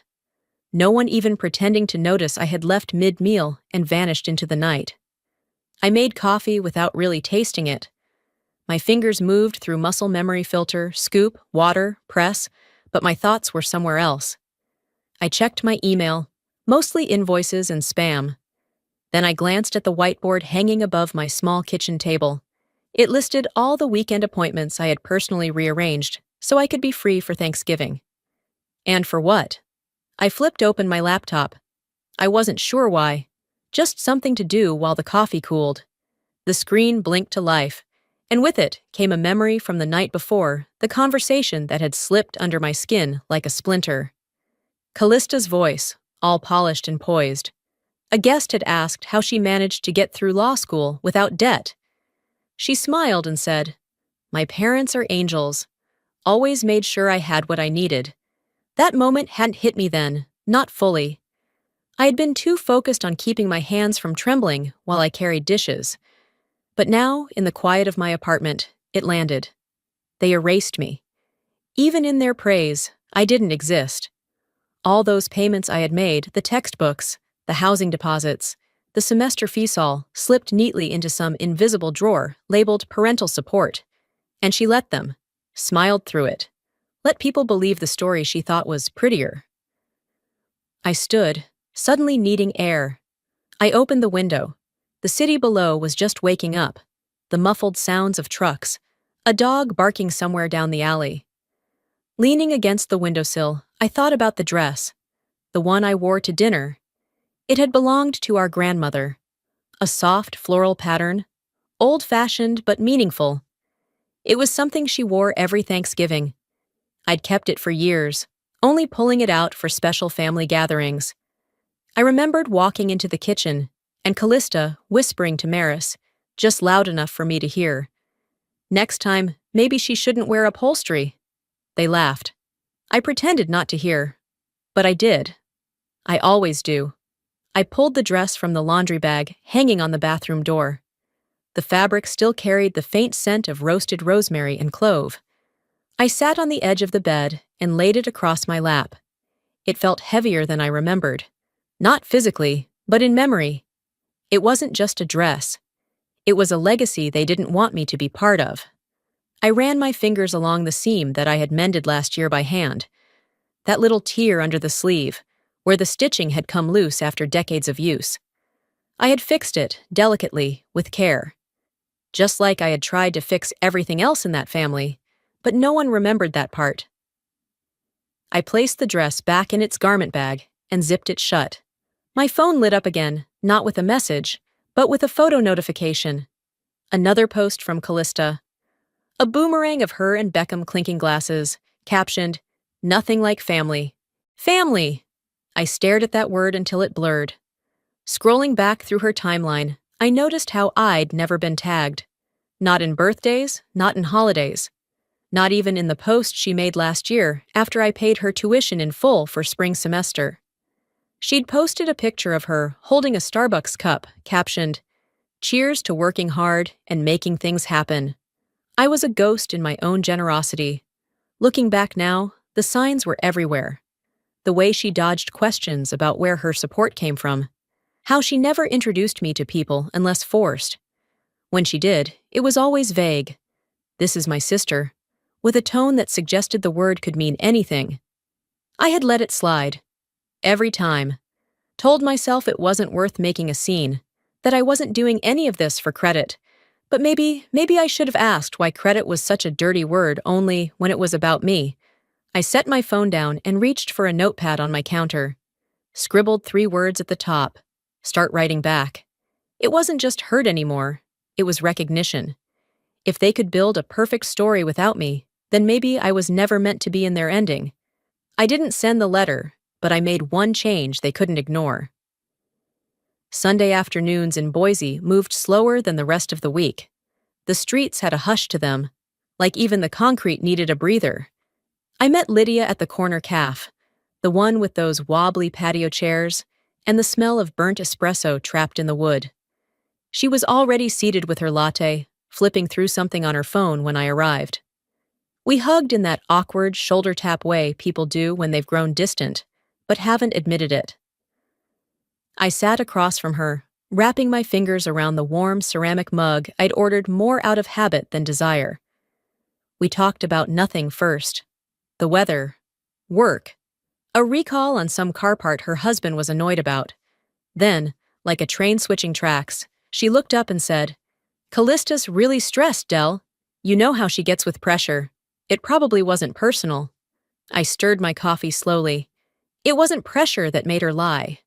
Lydia didn't answer. She just sighed, then tapped her screen and turned it toward me. "Did you see the toast?" The video played without sound at first, and that was almost enough. Callista stood at the head of the dining table like it was a podium, her glass raised, her face glowing with self-certainty. Lydia turned the sound on. "I just want to thank everyone who made this dinner possible.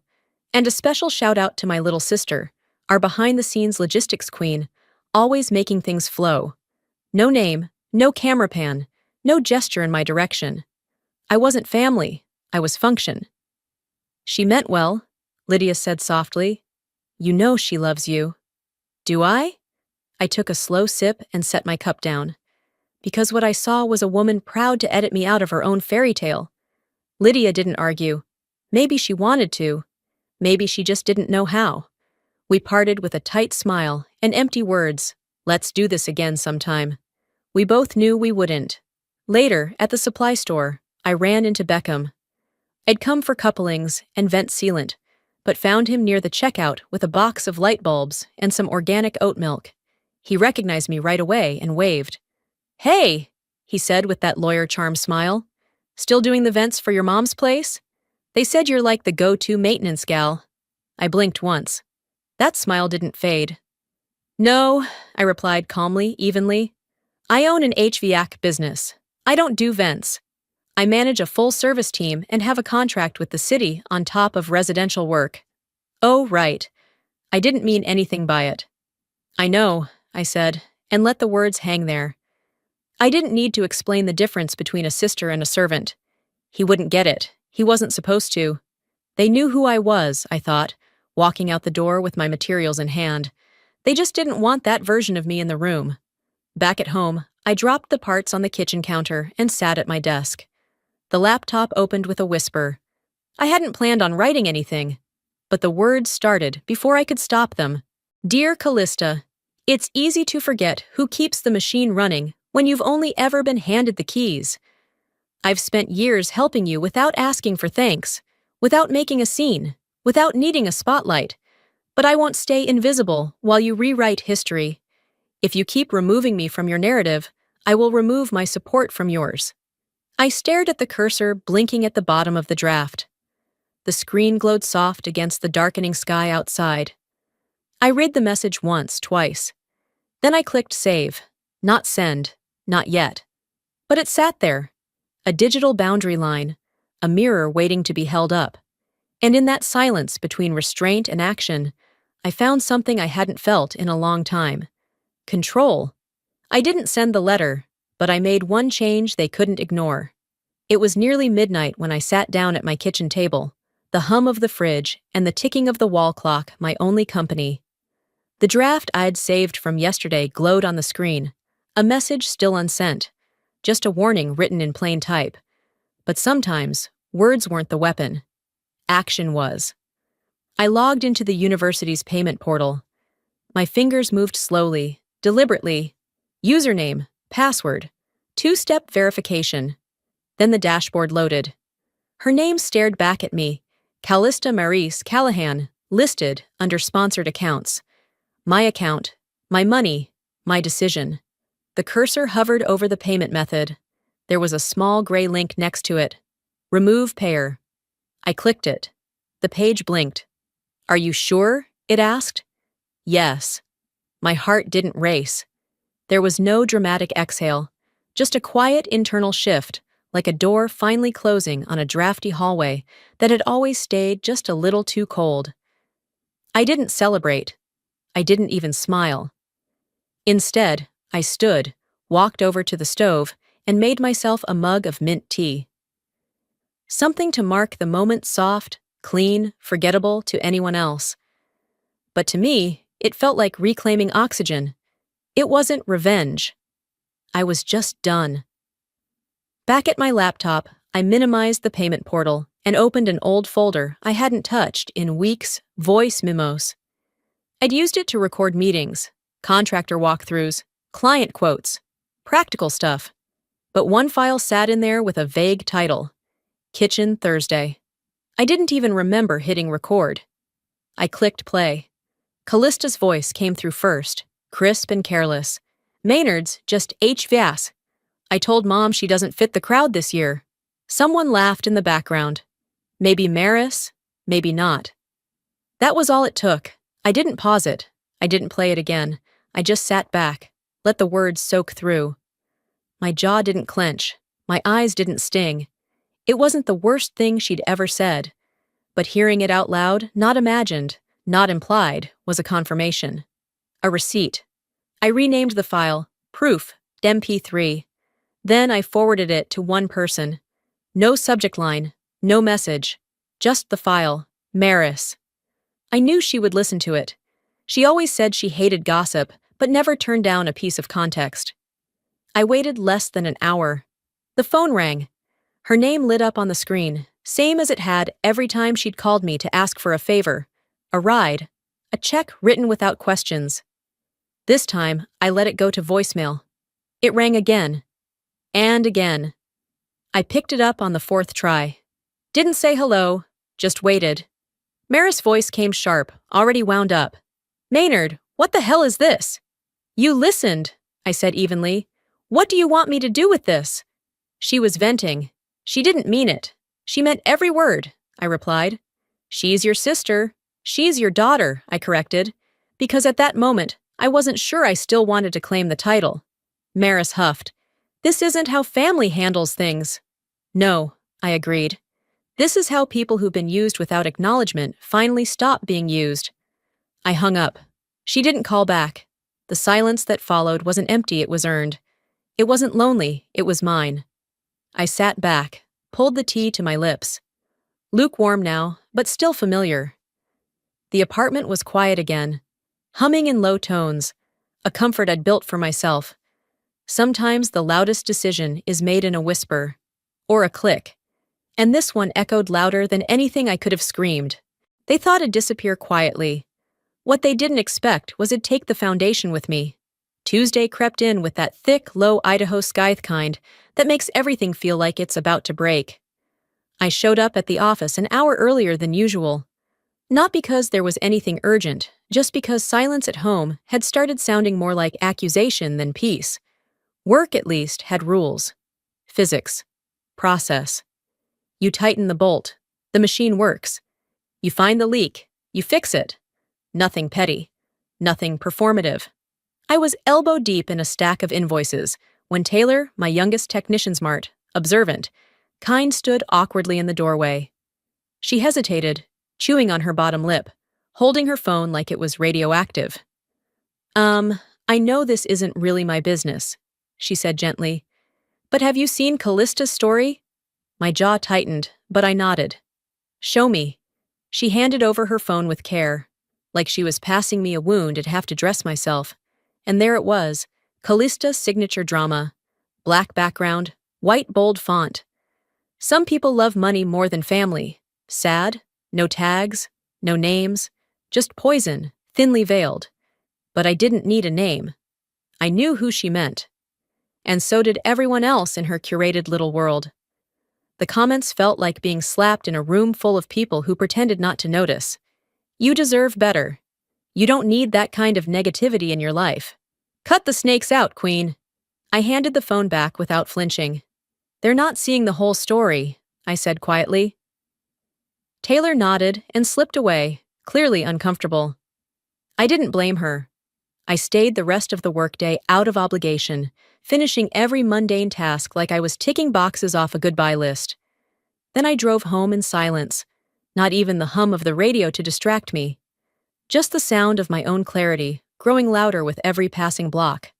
At home, I opened Instagram not because I cared, but because I knew I had to know. I had to see what story they were building now. Maris had posted a warm-toned photo of her spotless kitchen white counters, polished copper fixtures, her curated life in full display. The caption? Family first. Always. Callista followed with an old photo from her college graduation, posed like she had achieved it with nothing but divine light and hard work. Built by grace, not bitterness. Comments. Disabled. Of course. They weren't telling lies. Not directly. They were telling half-truths designed to paint me out of the frame again, but I didn't reply. I didn't clap back. Instead, I walked over to the kitchen counter where a plain cream-colored envelope sat waiting.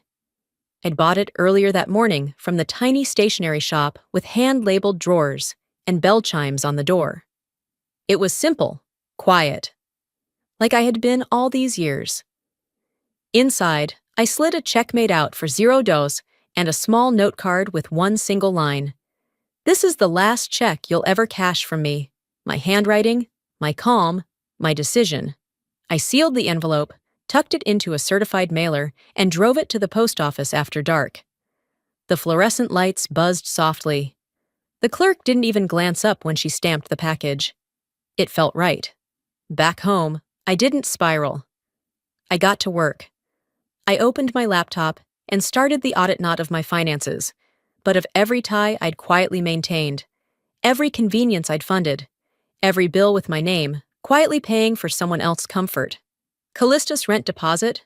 Terminated. Her utilities? Canceled. The Spotify family plan? Trimmed to an Amy. Apple Cloud storage? Revoked. Phone upgrades they'd long forgotten I paid for? Disconnected.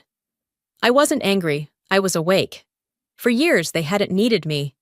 They needed the version of me who didn't ask questions, who footed the bills, who bit her tongue at Thanksgiving and smiled through every jab. But I wasn't that woman anymore. By midnight, I had unraveled every cord that tied me to them. Quietly, cleanly. I turned off my phone and sat on the edge of my bed. There was no music, no noise, just stillness, and for once, it wasn't heavy. And then the phone lit up. Maris. Once, twice, 3 times. I didn't answer. Let it ring until it stopped. She didn't leave a voicemail. I opened my text and typed a sentence. Still think I'm the problem? Sent. No ... No reply. And still no ache. Because this wasn't revenge. It was revelation. I didn't torch the bridge. I just stopped rebuilding it alone. And as I turned the phone over and clicked off the lamp, I finally felt something that had eluded me for years, peace. If they wanted a perfect story, I was finally ready to write the ending they never planned for and never saw coming. It was a gray Thursday morning, the kind where nothing feels urgent, but everything weighs a little heavier. I was at the front desk of the shop, sliding filter boxes onto shelves, double-checking invoice labels, and trying to keep my mind quiet. The scent of metal, paper, and coffee mixed in the air, grounding me in the ordinary. Then my phone buzzed. It was a text from Isolde. We hadn't not really talked since before Thanksgiving, and even then, it had only been about recipes, links to discount candles, a dumb meme about dishwashing gloves. Things people send when they don't know how to say, "I saw what they did to you, and I didn't stop them." The message was short. "You didn't have to be so dramatic, you know. Callista's just trying her best. No emojis, no question, no warmth. Just a flat line of condescension disguised as concern." I read it again. Then once more, slower this time. It wasn't just the words. It was the absence of effort. The kind of message that's written by someone more interested in smoothing over discomfort than understanding pain. I didn't reply. But in my head, something clear and bitter surfaced. When silence is easier than defending you, they'll let you burn. I scrolled up through our old thread. There was a picture of her haircut from September, one I had complimented with too much enthusiasm. A snapshot I'd sent her from my shop's opening day, the ribbon, the flowers, my tired smile. And then a voice memo, scratchy but sincere. "You're the rock in my life, Maynard. The steady one. Don't ever change." Funny how people always say that right before they do. I stared at that message until it meant nothing. Then I deleted the thread. No ceremony, no guilt, just space cleared.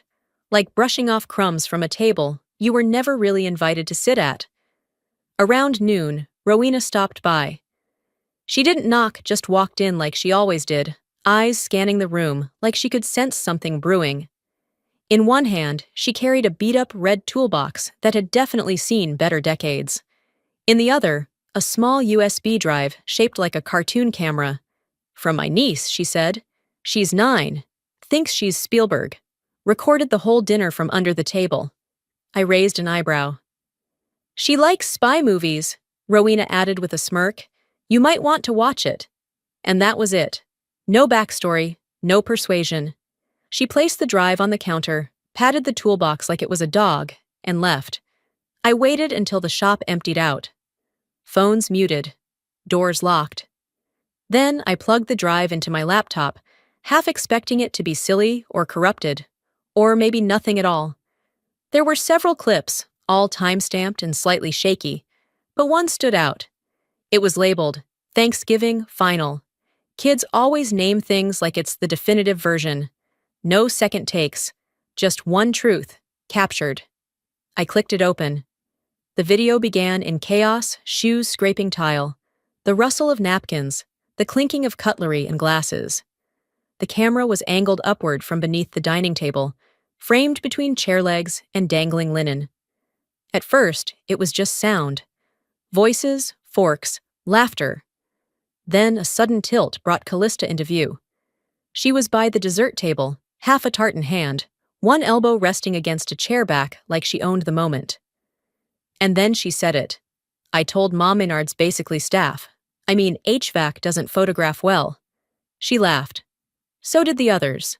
Not nervously, not politely, but with the easy cruelty of people who think the person they're mocking won't ever hear them. But I did. I didn't pause. Didn't replay. I just stared. Then minimized the window, copied the file to my desktop, and renamed it. Unedited familyvalues.mp4. There it was, unedited, unfiltered, undeniable. Not a rumor, not a misinterpretation. Just their truth, caught from a low angle they never saw coming. I sat back, the hum of the HVAC unit overhead, whispering like a cruel reminder. My coffee had gone cold, but I didn't move. I didn't text Rowena. I didn't blast it on social media. I didn't even tell a soul, not yet. Instead, I spent the rest of the afternoon tidying things no one would see, backing up folders, labeling receipts, preparing, because this wasn't about revenge not yet. This was about strategy, the kind of quiet they underestimated, the stillness before the truth walks in. And meanwhile, on the other side of the screen, they kept performing grief and sisterhood like it was a shared Instagram account. Callista had posted a candlelit picture of her and Beckham with a caption, "Some people just walk away, and that's okay." Maris had commented underneath, "God gives you what you need, not what you want." Polished, pious, predictable, fine. Let them keep their manicured captions and filtered devotionals, their curated sadness, their borrowed grace. Because now I had the one thing they couldn't crop, a mirror they couldn't edit. And I hadn't even pressed play on the next chapter yet. Friday morning started like any other, until the shop's mail slot clanked with the sound of something thick sliding through. I glanced up from the counter, where my coffee had just turned drinkable. No return address. Just a cream-colored envelope with a discreet corporate logo stamped in the upper corner. It wasn't a bill. It wasn't personal. It was a student loan provider. One I'd never dealt with, not for myself anyway. I slit the envelope open with the edge of a letter opener, steam rising from my mug as I flipped through the packet. Dense legalese, printed tables, payment terms. Then, midway through the third page, I saw my name. Listed as a co-signer. Borrower, Callista Maris Callahan. Date, 2 years ago. My eyes didn't widen, my hands didn't shake, but something inside me twisted, like I'd been holding onto the edge of a dock and someone kicked me in the ribs.